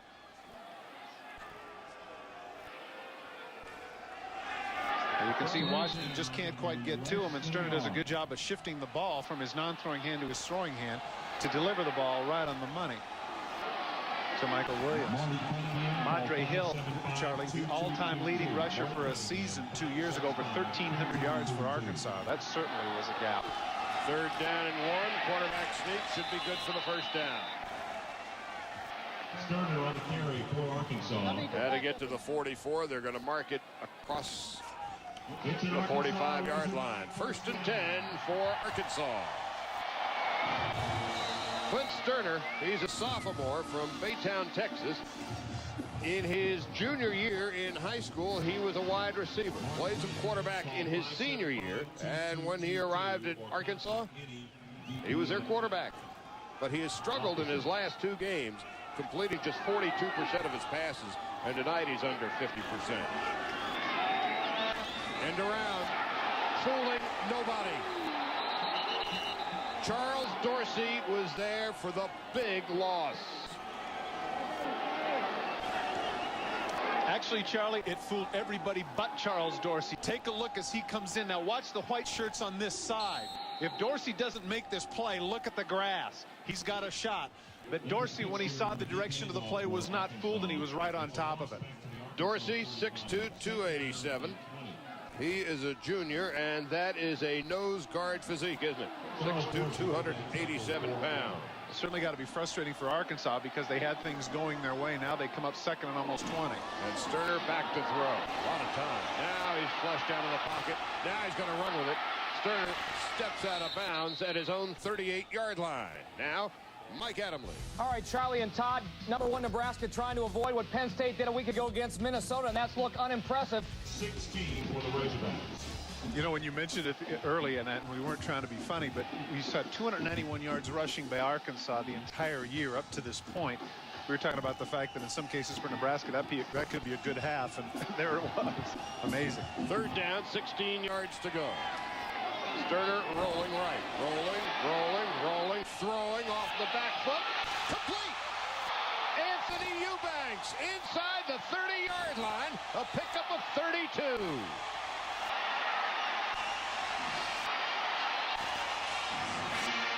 Here's the disadvantage for Antoine Nolan of being only 5'8". That's pretty good coverage right there. Look at that. He just can't quite get up high enough. And give Eubanks credit with the left leg. He actually knocks him down. Watch this. Watch the left leg right here. No, he doesn't. My bad. He just wasn't able to get up and make the play, but Eubanks has done that time and time again. A very good athlete, despite the fact that he doesn't have the blazing speed. Eubanks, 4 catches tonight, 69 yards. He's their leading receiver, and here's Arkansas with some momentum, and Stinson is back in the lineup. Picks up 4 on the play off left guard. Chris Marlowe downstairs. Anthony Eubanks, as you mentioned, Charlie, chasing a number of records, but right now he needs just 5 catches to become Arkansas's all-time leading receiver. The man he's trying to catch, J.J. Metters, caught 134 balls in his career. If he doesn't get it tonight, he will certainly get it in the next couple of weeks. He's outstanding. He caught 5 balls for 85 yards against Auburn last year. It's now 2nd down and 6. And for the first time in a long time, you get a sense that the Razorbacks are very much in this game. They're getting an offensive thrust going. Here's Sterner rolling to his left. He's in trouble. Throws it out of bounds. Good heads-up play by Clint Sterner. And good pursuit on the part of nose tackle Dorsey, who just would not give up. And, of course, running to his left, being a right-hander, he just can't adjust his body and get the ball where he wants to. Relentless pursuit forced him to throw that ball away on the 25-yard line here. 3rd down and about 6. Interesting to see what the call is going to be from the sidelines. 7 minutes and 7 seconds to go in the 3rd quarter. Along with Todd Christensen and Chris Marlowe, I'm Charlie Steiner, and welcome to Arkansas. We've got a good one going. Sterner from the shotgun. Firing over the middle, incomplete, intended for Anthony Lucas, a catchable ball at the 10-yard line. That certainly was, Charlie, and that's what the frustration of Danny Ford was talking about. My receiver's going to show up. Lucas hasn't had a ball all game, and now's his opportunity with the deep slant, single coverage. There's the ball, goes right through his hands. Sterner has people in his face. He delivers the ball on the money. You can see the frustration of the quarterback. Lucas has to come up with that. Lucas, who stands 6'4". The cornerback Casher is about 5'9". And this is going to be a 42-yard field goal try for Todd Latterette. His longest this year is 47. Hash mark to the right. Not. Well, it came back in and just circled outside. It started wide and didn't hook enough. It's been a long night for Danny Ford. Well, this certainly falls under the heading, Charlie. If I don't have bad luck, I have no luck at all. And Danny Ford watched him finally get an offensive drive, and he forces him to his knees. Fever pitch. And it has been a long night for those Razorbacks. On the other side of the ball, Auburn with the 16-7 lead. Devontae Carter lines up as the deep back in the I formation behind Damian Craig. 1st and 10 from the 26, and here's Carter. Carter has some room across the 30-yard line. A pickup of about 5 on the play. Jamel Harris, the linebacker, made the tackle.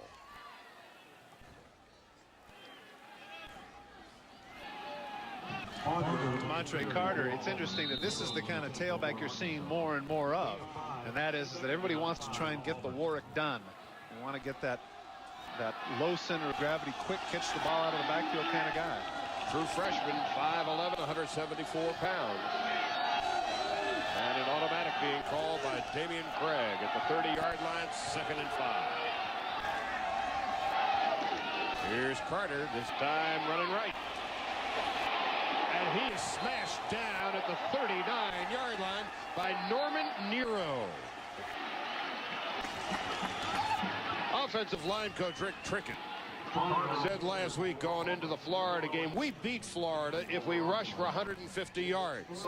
He said after the game we came up 178 short. Offensively, their running game with the 9 sacks last week, minus 28 yards.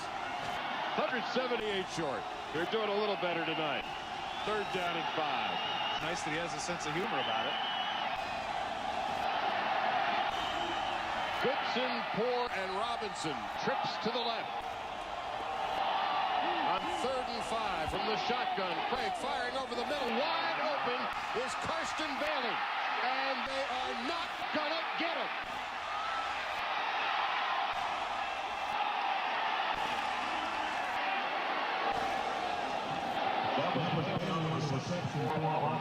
Flag on the play in the end zone. Charlie, that's going to be an excessive celebration. Craig makes the throw, but for some reason, Arkansas spread out with a 4 wide receiver situation. Dove into the end zone, unsportsmanlike conduct, 15 yards from the 18-yard line will be the point after. So they flag him for the dive. And Bailey gets reprimanded by his coach, but Bailey's saying, hey, wait a minute, you know what, you didn't have to go all that way. I did. I was excited about it. What can I tell you? Actually, what he's telling his coach right there is, Coach, I really feel like they should not legislate against emotion. What do you think? I don't think the conversation is quite as philosophical as that at the moment. You don't think it's quite that esoteric, do you? No, I think not. But so the extra point try will be from the 25-yard line, a 35-yard extra point try for Jared Holmes. Got it anyway. The kick is good. Auburn 23-7. Arkansas 7. What happens here is you're in the gun. He's got the situation. Watch here. The safety is going to come up, and he is going to vacate this area. That makes for a little bit of a move here, and it's really unfair to Marcus Campbell because it's going to put him on an island with everybody coming. There's nobody in center field, and with his great speed, he is just gone. And once again, when you're in the shotgun, Charlie, you have the opportunity to see the entire field. Damian Craig sees what's coming. He's able to look to his right, and he says, boy, I've got time, delivers the ball, and the rest is the blazing speed of number 5, Karsten Bailey. Dives into the end zone. They get excited about it. Everybody jumps up and down. It costs them 15 yards, but it really doesn't cost them much at all because Holmes is able to put it through. And Damian Craig, after the struggles that he had in the first half, particularly the fumble that led Arkansas back in this game, now clearly is ultra excited about this. This is probably the fastest he's run the entire game to get to his wide receiver to thank him for delivering the big blow. And I don't know. I have problems with that penalty. That didn't seem to be terribly excessive. You had a guy right on his tail. You know, you don't throw out a base runner who slides head first into first base. He got himself into the end zone. Well, no harm, no foul as it turned out. And here's Arkansas coming out. And on Terry Moss. Coming up later as soon as Todd and I and Chris are done. 24th ranked Air Force Falcons try to rebound from their first loss of the season as they meet the San Jose State Spartans. That's coming up at about 9 o'clock Eastern time, or as soon as we are done, whichever comes first. Well, so much for that penalty discussion. Well, you know, I agree with you. I'm not going to disagree. Well, thank you, Tom. No. Here's Rod Stinson. Stinson across the 10, maybe a pickup of 2 on the play. To go along with what you were saying, you know, if they have, like in the old days, you know, when Philadelphia used to have their roll 6 and the Washington Redskins had their fun bunch, you know, if it's choreographed, okay, throw the flag. But, you know, when you're trying to legislate in motion, then you're guessing. You know, nobody's Kreskin out there. Nobody can read the future. He also had a couple of guys on his tail at the time when he dove in. Second down and 8. As it turned out, no harm, no foul. No harm and a foul. And here is Sterner firing over the middle, and he completes it to the tight end, Joe Dean Davenport. Just short of the first down by maybe a yard. 6'7", 252. His feet went out from under him. If he could have just caught it, turned around, he'd have the first down easily. But unfortunately, the turf is a bit of a struggle, and particularly for a young man like Davenport, who has not had his opportunities. I believe that this is his second catch, isn't it, Charlie? Second catch of the night, and just his 6th of the season. Third down and less than 1. Got to get to the 20, and the ball resides just inside the 20. Quarterback sneak, and Sterner's got the first down. Now let's go to Mike Adamle. Mike? All right, Charlie and Todd, Washington State had problems earlier on against Arizona. Ditto for Washington against Oregon State here. Quarterback Tim Alexander to Mike Jaycott, the fullback. 9 yards for the score. They are tied at 10 at the half. Guys? Beavers. The Beavers, man. I'm telling you. They're tough up there in Corvallis. And this Sudden burst of interest in Oregon State. I'm from Eugene, Oregon, man. I'm about a half hour south. Grew up there. Come on, let me be animated for him. Those cool black uniforms too. First down and 10. Oh, Stinson is smeared at the line of scrimmage by Takeo Spikes, 55. See why he's a Butkus Award semifinalist. And then he ends up getting whacked by Rob Payton, the celebration. No gain. Second down 10 for Arkansas. Think about Takeo Spikes. You know what? It seems like week in and week out, Charlie, we see some outstanding inside linebackers, and Spikes is no exception. We documented his 75 tackles coming into this game. But his mobility, his ability to go side to side is what is going to give him an advantage when he gets to the next level. He's not just a straight ahead plug the hole kind of guy. On second down and 10, Arkansas is going to call themselves a timeout, and Danny Ford is just wondering what is going on here. Let's go down to Chris Marlowe. Chris? All right, Charlie, regarding the dive, I talked to one of the sideline officials. He said it was unsportsmanlike conduct. It was definitely on the dive. He said it was a judgment call, but the officials, both of them that threw the flags, thought it was showboating. Back to you. Okay. They are entitled to their opinion, and they had the flag to throw it and to prove it. And so are we, and we have the mics. Next Saturday, ESPN2 has more college football at 12:30 Eastern. Purdue and Iowa in the Big Ten. Todd, Chris, and I will be in Lexington, Kentucky. Looking forward to seeing Tim Couch and the Kentucky Wildcats against LSU. And then we'll wrap it up next Saturday night with more college football. Don't forget, Herb Tyler's pretty decent quarterback for LSU. That's going to be fun. I think they're going to score some points in that one. And we'll see Kevin Falk again, too. We saw LSU earlier in the season. And here's the pass. Oh, it's complete. That's a nice catch by Anthony Eubanks, who nearly busted it. Antoine Nolan with the ankle tackle. Well, Eubanks is the go-to guy. Comes here on a deep slant. You can see the man in coverage right at the bottom of your screen is number 13. Unable to make the play. Antoine Nolan getting in front of him. And Nolan, had he not made that tackle, Eubanks seemed to have a seam headed toward the middle of the field. Interesting about guys like Eubanks, 6'2", 195, maybe 4'6" and 40. Well, he's not quite fast enough. And I keep saying to myself, hey, you're right. All he does is catch balls and make plays. They're not interested in that. First and 10. Sterner has time. Firing incomplete. Intended for Michael Snowden. First time they threw a ball at Snowden tonight. Seemed to be a one-man pattern. Sterner goes with the play-action fake, and he had only eyes for Snowden. There were 3 Auburn Tigers around him. And so it is second down and 10. With Arkansas at their own 32-yard line. Trailing by 16 points. The offense has yet to put any on the board. Mark Henderson is now in the lineup for the first time tonight. And there he's got the fake handoff to him. And Sterner is brought down back at the 17-yard line. Well, Quentin Reese comes from the outside, and it appeared that the fullback just didn't get him. Here at the top of your screen, he's going to come. Number 47 just does an absolutely atrocious job of blocking there. Just lets him by. That's Nathan Norman, the sophomore fullback from Jackson, Missouri, who did the Matador thing, and his quarterback ends up paying the price. And for Quentin Reese, his second sack of the season. A liberal arts major from Birmingham, Alabama. Loss of 11 on the play. It is 3rd and 21. Sterner is in trouble. Still on his feet, fumbles, ball's loose. Auburn, I think, has it. Yes, they do.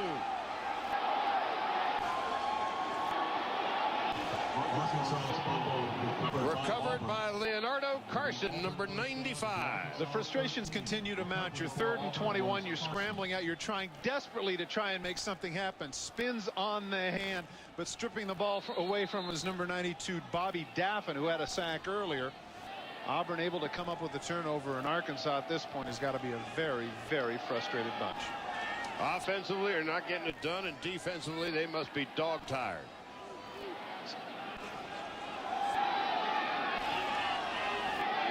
First and 10 at the 13-yard line. Devontae Carter gets the pitch out.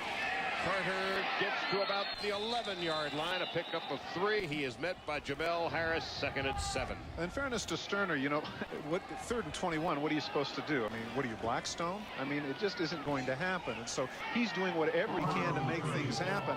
And in the papers and every place else, they're going to put a lot of the blame on his shoulders, which is just grossly unfair. He didn't ask for the fullback to miss his block. He didn't ask for freshman offensive tackles. There are a lot of factors that are working here. And plus the fact that he just needs some experience. Beasley and Carter in the I formation. Second down and 9. And here's Carter. Carter to the 10 and down there. Pickup of about 3. 3rd down and about 6 to go. Jamel Harris again in on the tackle.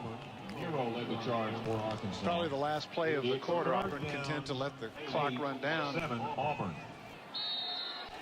Craig aware of that as he goes over to the sidelines to discuss what they want to do here, 3rd and 7. As we have come to the end of the 3rd quarter.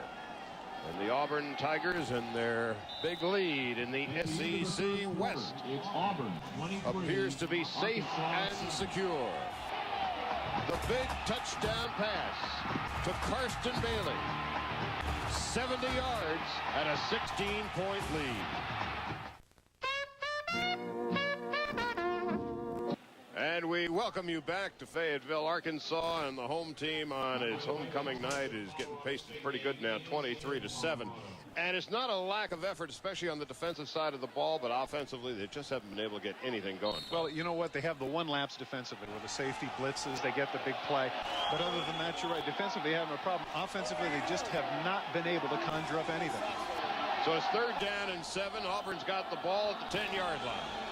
And Craig fires over the middle, in and out of the hands of Tyrone Goodson.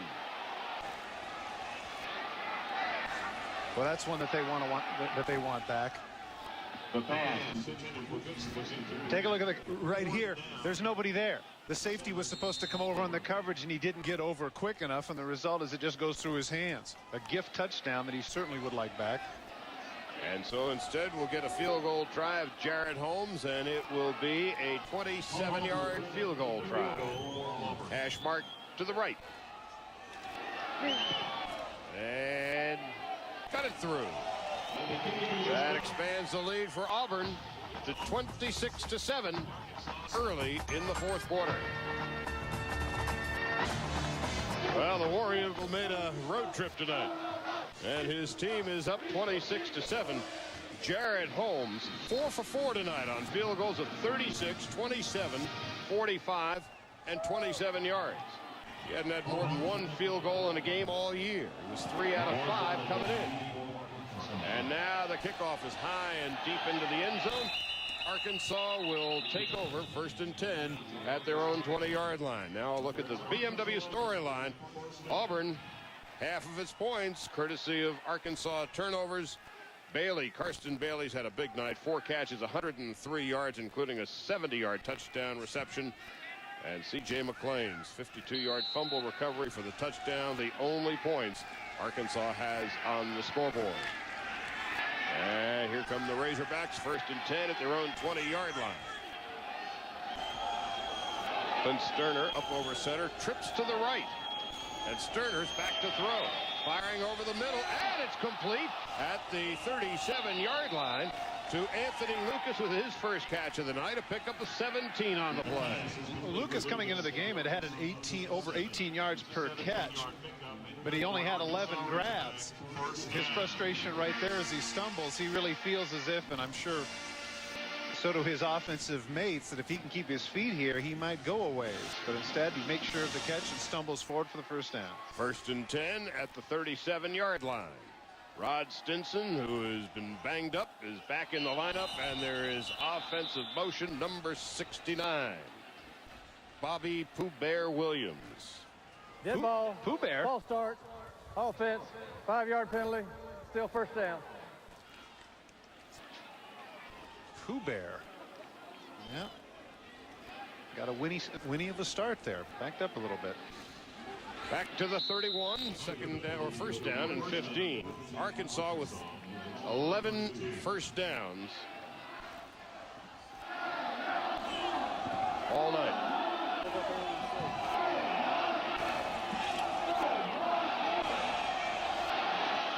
Stinson across the 35 gets back to the original line of scrimmage, but there's a flag on the play, and I would suspect it's probably holding.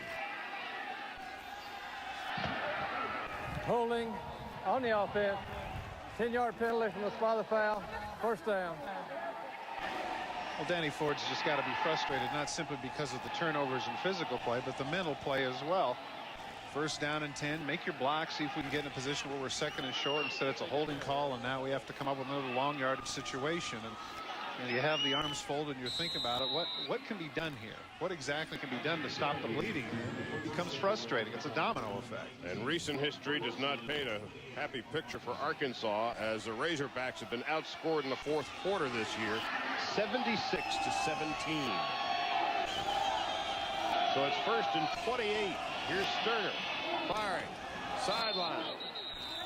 Caught? Yes, by Michael Snowden. Up to about the 27-yard line. A pickup of 6. Second down and still a healthy interstate drive. Nice throw by Sterner. Look at this. Boy, he has to put a lot of heat on this ball. Snowden able to come up with a catch. Actually, that wasn't bad coverage either. But again, a long way across the field for that throw for Sterner. He's able to deliver. Picked up 8 on the play. Second down and 20. The line of scrimmage. Arkansas's 27-yard line. Rod Stinson in the backfield with Sterner in the shotgun. Sterner throwing long. Eubanks incomplete at the 45-yard line.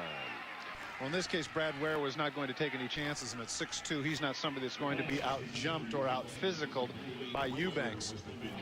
He's there on the coverage, and this is the last time they ran this corner route, able to out-jump, but in this case, Ware, even with the stumble, gets up and says, no, I'm going to bat this thing away even if I can't come up with it. Brad Ware is a very tall cornerback, 6'2" and 194 pounds. He leads the team with 4 interceptions. He has 8 picks in just a year and a half under his belt at Auburn. Has a tremendous younger brother, very athletic, named Tupper, very flexible. He's going to be terrific. He can take a beating, can't he? And here's Sterner's pass, and it's complete to Eubanks. Eubanks steps out of bounds just about a foot short of the first down. Perhaps with the mark, he may get the first down. Anthony Eubanks with his 7th reception of the night. Charlie, they have to go for it here, down 19 points.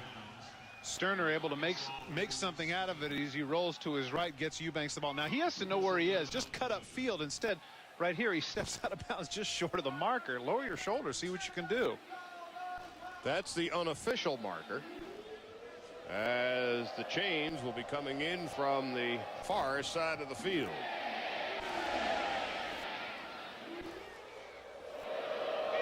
Here they come. The game began in a very intense downpour. It has cleared up quite nicely. It's cool. And a first down. It's an Arkansas Razorback first down. That's actually a very comfortable night. And so they had expected a crowd of upwards of 50,000 here. Not all of them showed up because of the inclement weather. And then many of them started to leave. But the Razorbacks now have the ball, first and 10 at their own 47-yard line. Eubanks now with his 3rd 100-yard. You know, there are some things I just don't get.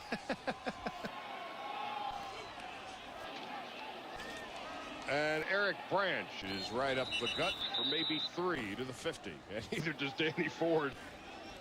Branch on the carry for Arkansas. Run ball made the tackle for Auburn. It's a gain of 3. Marcus Washington and Takeo Spikes are in on the tackle. You just get a sense Danny Ford is not enjoying himself. We got that sense in talking to him on the telephone the other day. And as you said right at the top of the show, Todd, this whole question about joy. There was no joy on the sideline, and football is all about that kind of joy. The pass is nearly picked off by Rob Pate. So it is 3rd down now and about 7. Well, I think part of his frustration, or I should say a great deal of his frustration this evening, is it's not as if they're 19 points worse, even though the scoreboard indicates that. It's just that in crucial situations, they had a fumble, or they had a turnover, or they had a missed assignment. It's always a matter of inches. It's not as if, you know, they're just completely outclassed. He can see that they can play with these people, but again, You know, it's just little subtle things that they're just not quite getting done. Trips to the left on 3rd and 7. Sterner from the shotgun. Gets out of harm's way, fires, and it's complete to Michael Williams, but there's a flag on the play near where the reception was made. They might call Williams for pushing off. This might go the other direction. The pass was complete to Williams. There is a flag.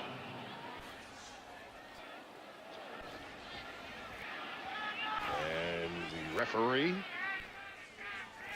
Mac Gentry. Or it could be holding. Good call. Yes.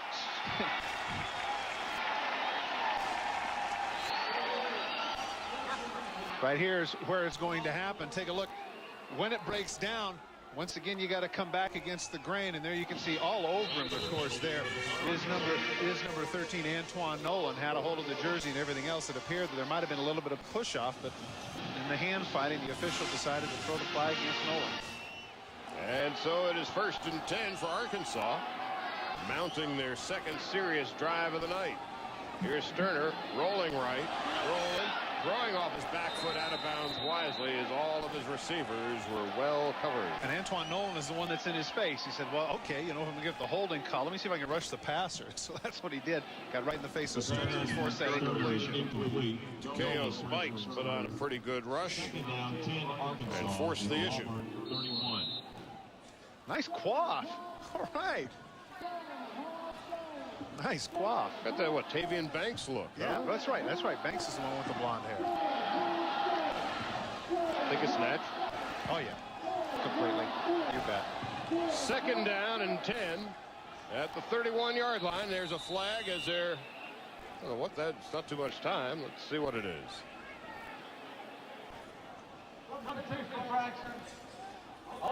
Charlie, that's something you and I have seen a couple of times. Is they had 12, 13 people in the huddle.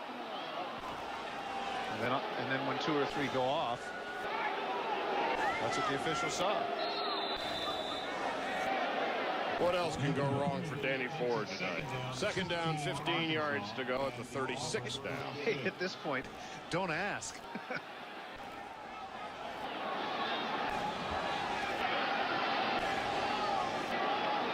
2nd and 15.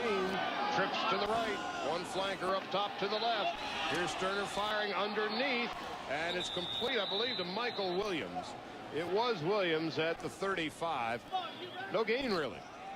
3rd down. One thing they have to be happy with, though, in this particular drive is that Sterner has shown an amazing ability, well, maybe not that amazing, but to be able to roll out left and right and to escape a little bit. I don't think that people really thought of him as terribly mobile, and of course a lot of that has been for survival. He's made some pretty nice throws on the run, I'd say. So it's 3rd down and 14 to go. And just then, Arkansas calls a timeout. 26-7 Auburn.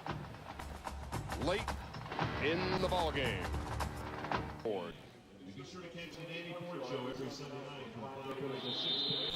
Razorbacks thank the sponsors of the Danny Ford Show, including Alton, Dillard's, Energy, Chase Bank, Tenant Health System, Sonic, Stevens. You get a sense he'd rather be someplace else.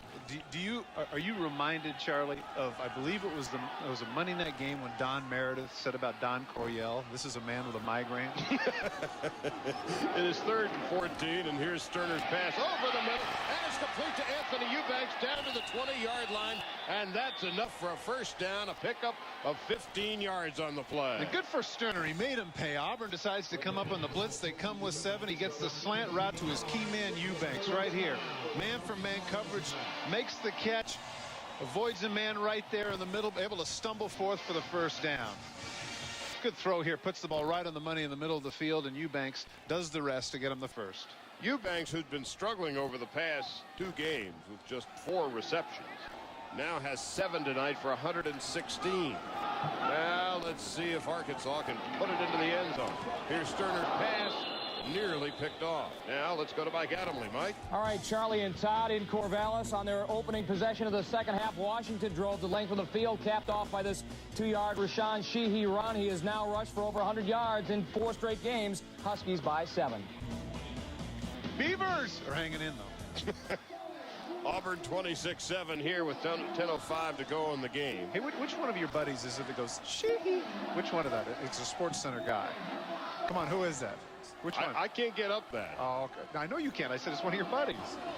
Pass over the middle. It's incomplete, intended for Michael Williams at the 15. I'm not sure. It looked to me like he had two guys running slants. You can see the look on Sterner's face. Both receivers. Watch the middle of the field. The pass intended for Williams, incomplete. Taylor. There's the slant and there's the slant. Both guys are in the same spot. And when you saw Sterner step forward and want to know what the deal is, that's why he was a little bit confused. 3rd down and 10. Anthony Lucas flanked out to the left. Trips to the right at the bottom of your screen. Here's Sterner firing toward the end zone. Incomplete. Intended for Michael Snowden. Fans calling for interference. There is no flag. Now, Charlie, I know this sounds bizarre, but this is not unreasonable here. 26-7. With about 10 minutes left in the game, if you kick the field goal, that puts you within 16, which is 2 scores. You're going to have to get the 3 scores at some point, and here 4th and 10. Not unreasonable to think about kicking a field goal, but they're going to go for it. Yeah. They'll go the more conventional route. I guess the feeling is they haven't scored a touchdown offensively all night, well, and then to expect to come food for thought. 2 touchdowns and a couple of deuces for extra points. So on 4th and 10, here's Sterner. Trips to the right side. Sterner back to throw. Throw it toward the end zone. Eubanks, touchdown. Wow. A 20-yard touchdown pass from Sterner to Anthony Eubanks. The first offensive touchdown of the night. And Arkansas is within 13.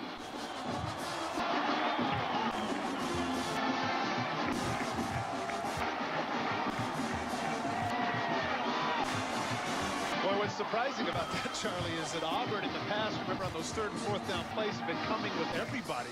And this time they only came with 3 guys covered with 8, and they still can't get Eubanks to the corner. That's interesting. And here's Todd Latterette for the extra point. And he's got it.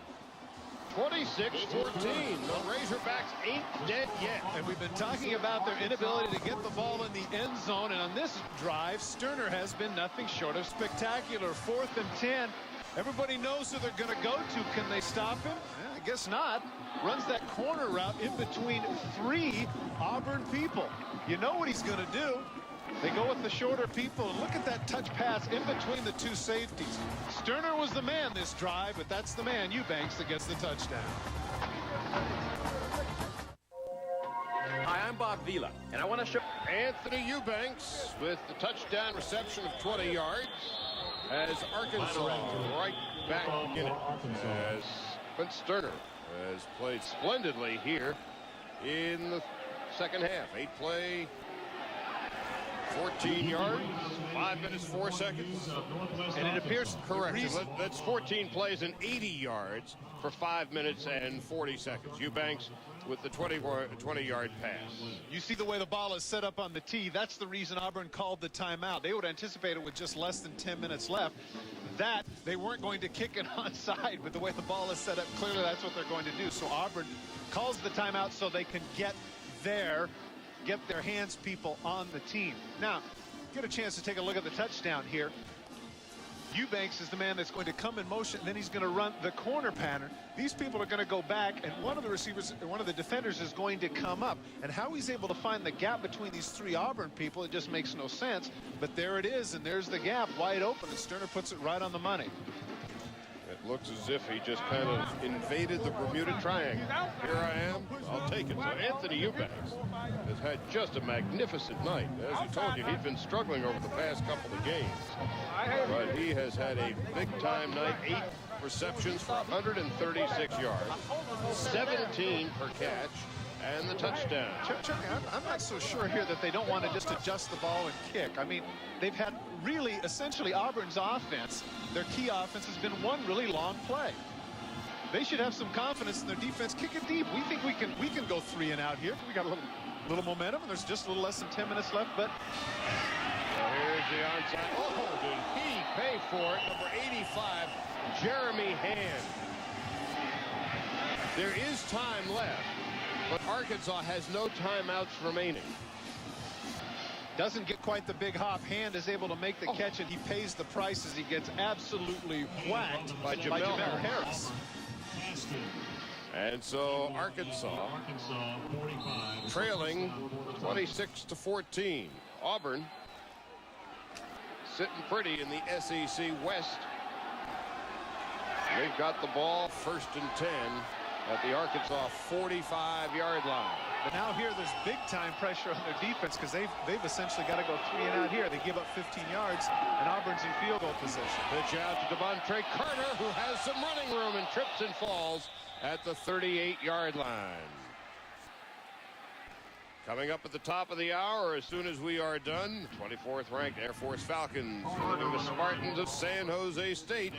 As soon as we are done here in Fayetteville, 9:20 to go in the 4th quarter. 2nd down and 3. This is going to give Carter an opportunity to show his wares. The freshman that everybody had been talking about down in Auburn is the back of the future. Certainly going to get his opportunities here. Well, one of the weaknesses, of course, for Auburn this year under Terry Bowden has been the running game, and that's Fred Beasley, who gets maybe a couple, but he is gang tackled at about the 37, a couple of yards shy of the 1st down. He is going steadfastly with his passing game. He says, look, we've won 6 of 7 doing what we're doing, and we're not about to change now. However, they've got to run it out with 8:40 to go. Good opportunity, though, here for Terry Bowden and Rodney Allison to go up top. Arkansas's got to take some chances. They got to jam 8-9 people in here. Great opportunity here for a play action. Get a big play for Craig. 3rd down and 2. Carter around right end, gets out of bounds, and he's got the 1st down. Norman Nero runs him out of bounds. Auburn tonight has about 290 yards of offense and about 60 of them rushing. Evidently he didn't do it. Well, you know what? It appeared that he did, but his foot must have gone out of bounds prior to that. I was about to say that Carter really impressed me with his quicks, and I think here's a situation where Bowden, I think he's going to go for it. That would be a monstrous field goal.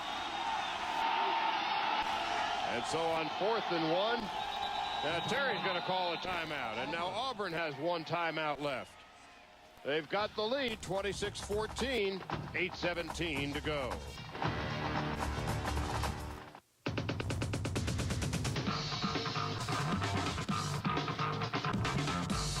Terry Bowden in his 5th year as head coach at Auburn. It is 4th and inches, and everybody is bunched up tight on the line of scrimmage. And there are flags. I think Geno James moved, Charlie. And that would be his 2nd penalty of the night. The left tackle, number 78. Dead ball. False start. Offense. For a 4th down, 5-yard penalty. Take a look right here at the left tackle. He flinches just enough. Once again, the man blocking C.J. McClain a little bit intimidated. Well, the kind of game that C.J. McClain has had, easy to figure out why. Here's Jared Holmes now to punt it away. That's Auburn's 10th penalty of the night. On 4th and 6, Holmes heading for the corner. Instead, it will be a fair catch by Jeremy Flowers back at the 12-yard line. Next Saturday, ESPN continues its coverage at 7:30 when Amos Iroquois leads the 20th ranked Mountaineers into the Carrier Dome to take on the Orangemen in a Big East battle next Saturday night, 7:30 Eastern time on ESPN. And Arkansas now with no timeouts left. 8 minutes, 8 seconds to go in the game. They trail by 12. Quint Sterner, 16 out of 33 tonight. Eric Branch is in the backfield blocking for him. Gets good block. Passing incomplete. Intended for Anthony Eubanks, and he was hit pretty good at the 17-yard line. Now Mike Adamle. Mike? All right, Charlie and Todd, back to Corvallis we go, and the Beavers starting to wilt in the face of that Washington pressure and great talent. Brock Hewitt up top, 19 yards to Jerome Pathan, and the Huskies have a 2-touchdown lead. Guys? It's not only the SEC with the quarterbacks. Oh, yeah, Heward's special. I think that people forget, when Nebraska went up there to beat him by 2 touchdowns, Heward went out with a hurt ankle, I think, somewhere in the middle of the second quarter. Could have been different if he'd have stayed healthy. UCLA with their left-hander and Leaf at Washington. And that pass is incomplete. It is 3rd down. C.J. McClain, who has had just a terrific ball game for Arkansas tonight. He has clearly been the standout. He scored a touchdown late in the first half to get Arkansas on the board. He's a player. Last drive, Sterner was 9 for 12, 0 for 2 thus far. Got to come up with a big 3rd down conversion. 3rd and 10 with the line of scrimmage, the 12-yard line. Trips to the right. He's looking right. Now he's firing over the middle. Eubanks has it. First down at the 40-yard line and then some. Finally brought down at the 45. A pickup of 32, and what a night for Anthony Eubanks. You would think that by this point they'd have a little bit more respect for Eubanks, but look at the man who has him in coverage. It's number 6, Ryan Taylor, who's an outside linebacker. He has no business being man for arguably one of the best receivers in the SEC, but there it is. 9 catches, 168 yards for Anthony Eubanks. And now that makes him the all-time leading receiver in the history of Arkansas. 1st and 10. Razorbacks at their own 44. Sterner's in trouble. Rolling. Better get rid of it. He does incomplete. Intended again for Eubanks, but that was more of a desperation pass than anything else. Ricky Neal was in on the play, and he really put a rush on Sterner. We talked about the experience that Sterner needs to get. Well, he's getting an awful lot of it this evening. With a pump fake, he knows that he's got no place to go. Neal drops him. He's able to get the ball in the vicinity of Eubanks. Heads-up play on the part of the young quarterback. And so it's 2nd down and 10. And for the crowd that stayed, there's still some drama left in these 7 minutes, 24 seconds. Sterner back to throw. Firing, incomplete, intended again for Eubanks. This time at the 50. It'll be 3rd and 10. The pass for Eubanks. It's now 3rd down 10, Arkansas. As soon as we are done, Air Force and San Jose State. 7:20 left here. Well, he converted the last 3rd and 10. And again, Arkansas has no timeouts left. Auburn only has 1. Appears that Bill Oliver is going to rush with 3. 4 wides, 2 to the right, 2 to the left. Sterner throwing, completing underneath. Michael Williams has a first down. Michael Williams on the 2nd effort to pick up the 12.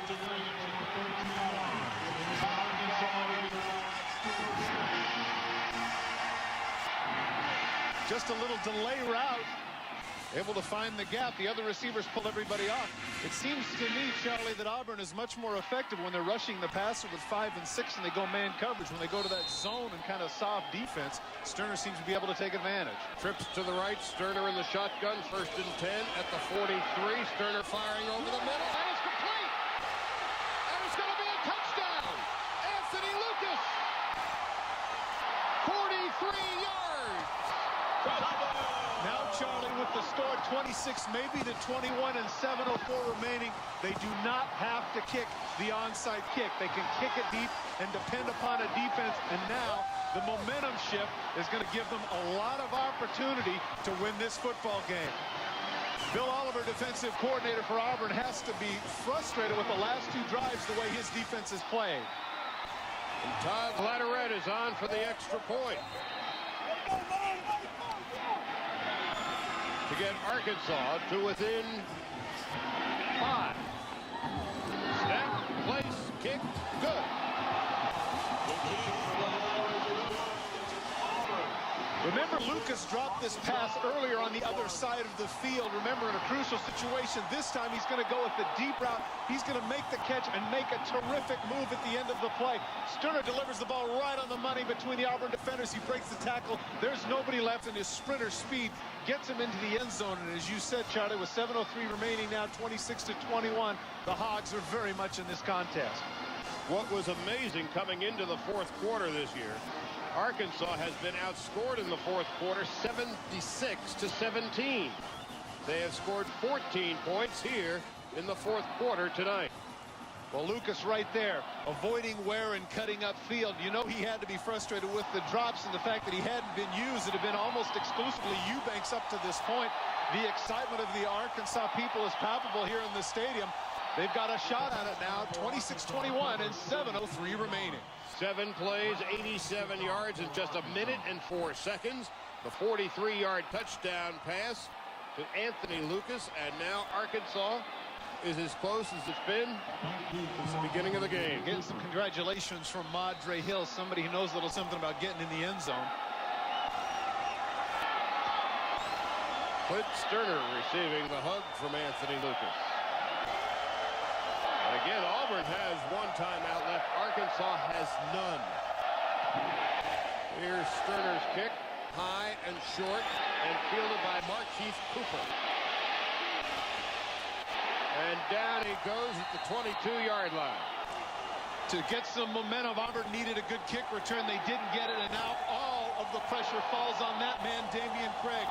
We had talked about it at the top of the show. As Craig goes, so goes Auburn. He has not had one of his good games, Charlie. He's barely 50% throwing the ball. He has the one big throw, but this is where he's going to have to rise to the occasion, take some time off the clock, get a concerted drive for the Tigers. And the Achilles heel for Auburn, remember, is their lack of a running game. Averaging only 86 yards per game on the ground this year. Pennington is the deep back. Craig is throwing, and it is complete to Karsten Bailey, and he is tossed aside at the 27-yard line. Well, as you pointed out, Charlie, the Auburn rushing attack has not been terribly effective. You can see the decline through the years right there. 106th in the nation, less than 90 yards. I would think, though, Charlie, at this point, they talk about who they want the ball in the hands of. I'm surprised, too, that Auburn doesn't just go to the gun right here and let Craig take over the game. I know it won't take as much time off the clock, but they got to get the ball in his hands and let him do what he does best, and I genuinely believe he's much more effective in the shotgun. Second down, 4 yards to go. And here is the referee, Mac Gentry. It seemed like the argument, Charlie, was at the end of the play. The official kept the clock running, even though the man was thrown out of bounds. And so that's what the discussion here is, as to how much time should be on the clock and as to whether or not it should be running.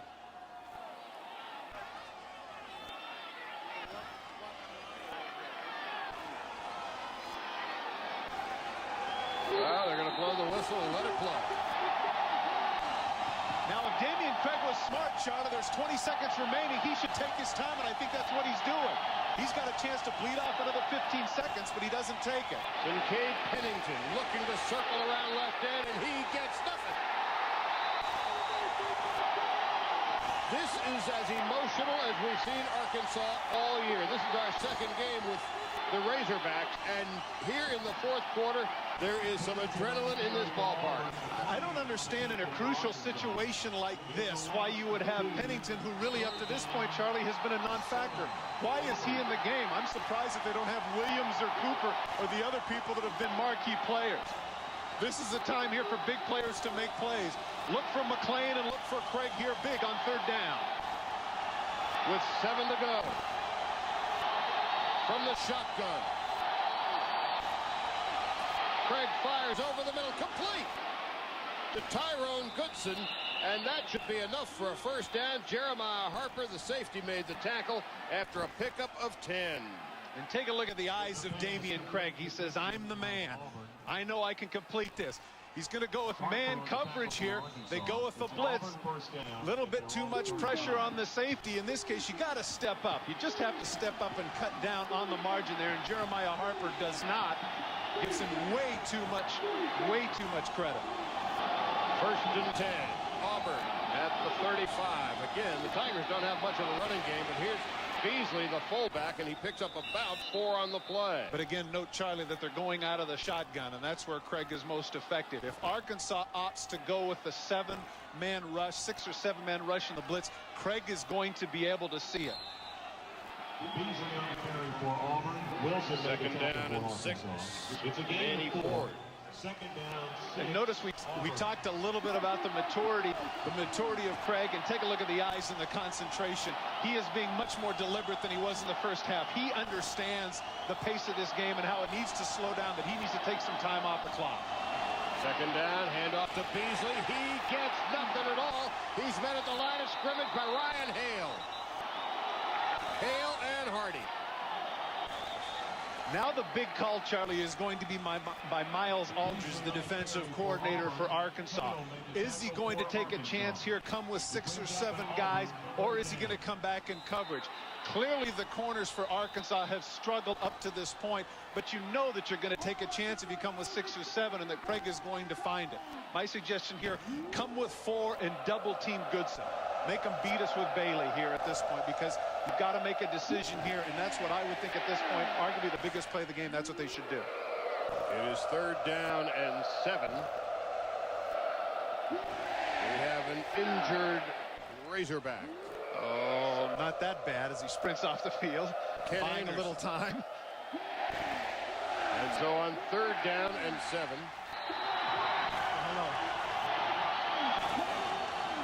Four wideouts, 2 to the left, 2 to the right. Craig in trouble. Sack! Back at the 26-yard line, but it may be a face mask.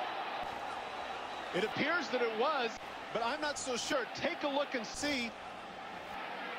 Is it face mask or the shoulder? If it is, obviously it's the face mask. Personal foul, face mask, on the defense. Previous spot, 15 yards, automatic first down.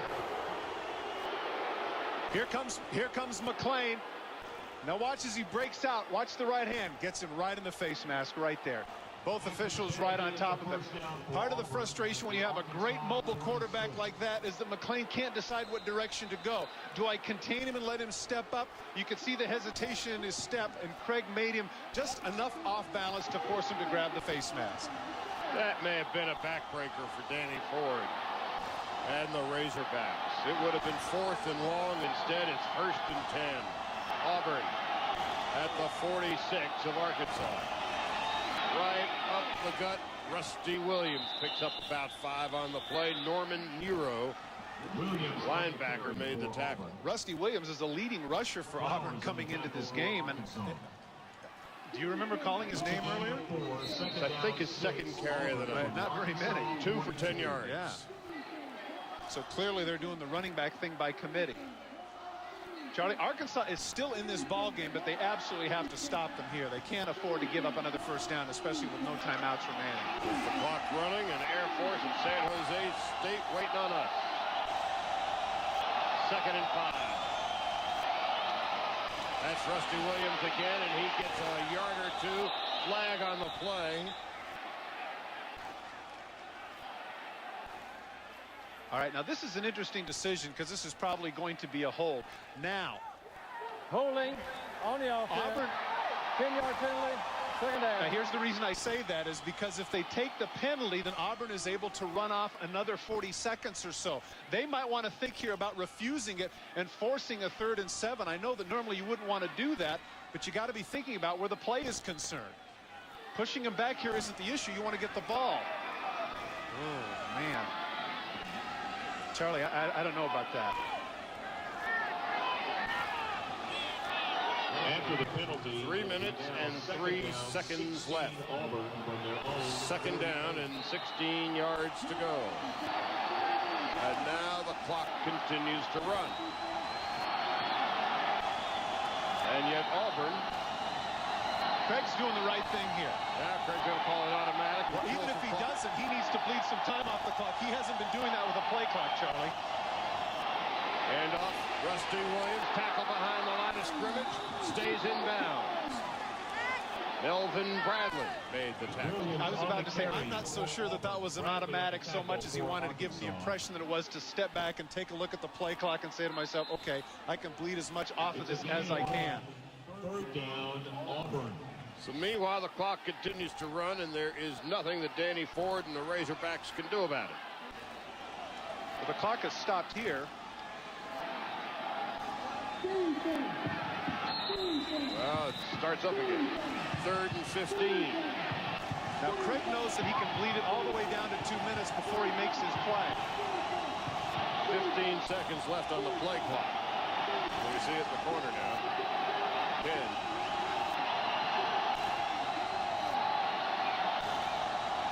Third down, 15.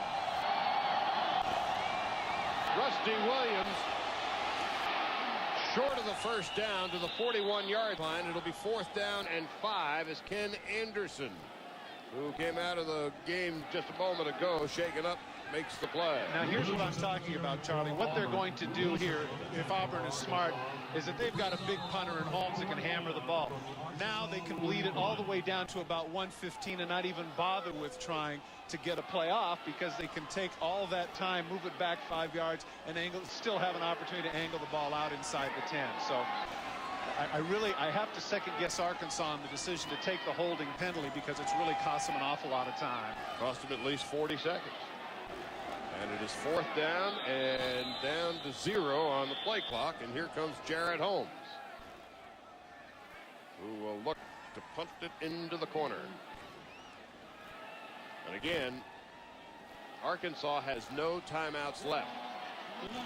Then again, though, Charlie, the beauty of college football here is the clock does stop after the first down. And so you're looking at 1:15. More than likely, they're going to get the ball still with more than a minute remaining. It's possible, especially the way Sterner has been so hot these last 2 series. So there will be a mad rush on Jarrett Holmes. Jeremy Flowers standing back at his own 10-yard line. The snap is good. Not much of a rush at all.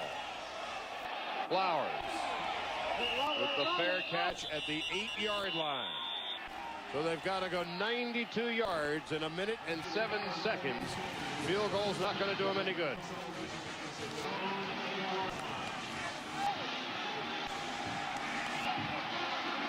For those of you awaiting Air Force in San Jose State, they're about halfway through the first quarter, and we'll send it on out as soon as we are done here. And it looks like we may be in for a fantastic finish.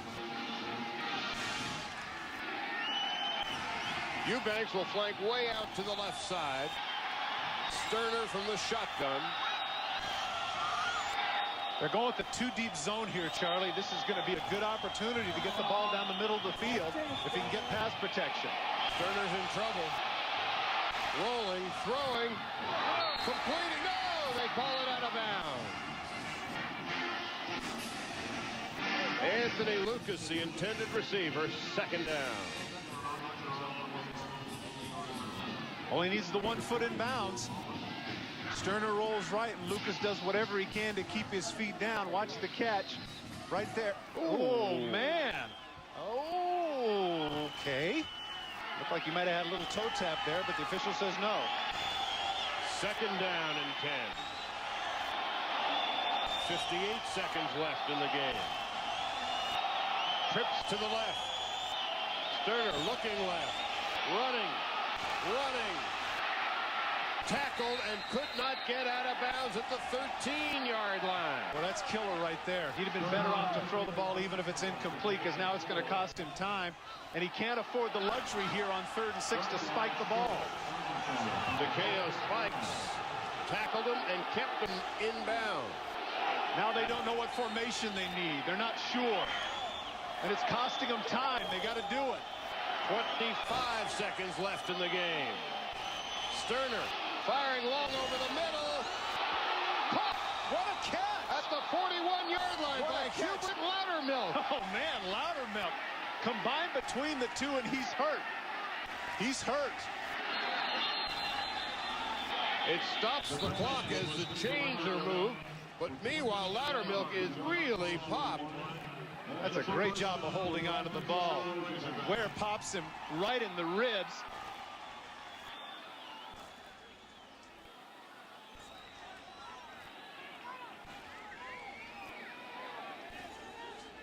And as they take a look at Hubert Loudermilk, who made that remarkable catch, we can tell you about our players of the game for tonight. Courtesy of our friends at National Car Rental. Damian Craig, 13 of 25, 244 yards. As usual, he is the offense for Auburn. And Anthony Eubanks with a remarkable night. 9 receptions, 167 yards, and the touchdown. It is now out of the hands of Damian Craig. Let me say this, though, Charlie, at this point, Clint Sterner with his first career 300-yard game. He has thrown for 327 yards. Half of that, or over half of that, rather, in the last 2 drives. And pretty near half of that to Anthony Eubanks. So meanwhile, as they continue to look at Hubert Loudermilk. Now, despite all of this, this is where Arkansas has to be up to the line of scrimmage, because they know that as soon as he comes off the field, the clock is going to start because the chains are already set up. As they continue to look at Loudermilk, don't know what the injury is, but he is still having a difficult time even standing. Well, you know what? One of the things, Shirley, was that he got the wind knocked out of him. I mean, he got smacked right in the chest. His chest was exposed. And still managed to hold on to the ball. Yeah, I was going to say that's courageous. That's where, in the film room, this is where his teammates are going to go. That's the way to go, Hubert. Take a look at the end of the play. Watch the catch and watch the shot that he takes from where, right in the exposed chest. Catch, pow, right there. He takes that right in the shoulder and the chest area. Ouch. He took a pop from Brad Ware, who's 6'2" and 194 pounds. Loudermilk is 5'11", 179. Remember, Loudermilk had the lone touchdown against Florida, the game that you and I did about a month ago, on a tremendous catch in the end zone. It's not often that the cornerback is considerably bigger than the wide receiver. One thing's for sure, though, Charlie. The debate that Danny Ford had at the beginning of this game, are your wide receivers going to show up? I'd say they did today. They did tonight. Absolutely they did. And here's Sterner. Clock is gone. Sterner in trouble. Gets out of trouble, running out of bounds, and he is able to get out of bounds. And the clock stops with 7 seconds left. But that play cost 12 seconds and gained maybe a yard. Well, once again, it's the experience factor that we're talking about, Charlie. He steps up in the pocket and just airs it out. You got to do it at that point. Air it out and give it a shot, or throw it at the feet of somebody to stop the clock, because he was very fortunate there. If he's tackled in that situation right there, game's over. Now he at least has the opportunity to throw a Hail Mary. And with 7 seconds, Auburn calls a timeout. They are using their last timeout. And now let's go to Mike Adamle. Mike?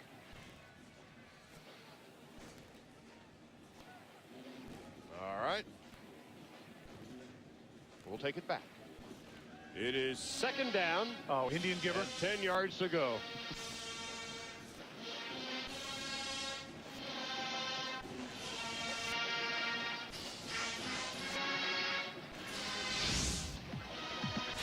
Three years ago, when Arkansas hosted Auburn here in Fayetteville, the Razorbacks got off to a huge lead. Terry Bowden couldn't bear to look. But then Auburn came storming back. From 30-3 to 30-27, Arkansas held up that night. Auburn had an onside kick and a long field goal try that just didn't go far enough. So meanwhile, Arkansas is trying to come with some last-second magic here. 2nd down and 10, 7 seconds to go. They are at their own 41-yard line. Trips to the left side. Sterner throwing the Hail Mary. That will be batted down. A smart play by Brad Ware. Time has run out on Danny Ford. And our final score here, Auburn 26 and Arkansas 21. For Todd Christensen and Chris Marlowe, I'm Charlie Steiner. Up next, Air Force at San Jose State. This has been a presentation of ESPN, your worldwide leader in sports. Right. Air Force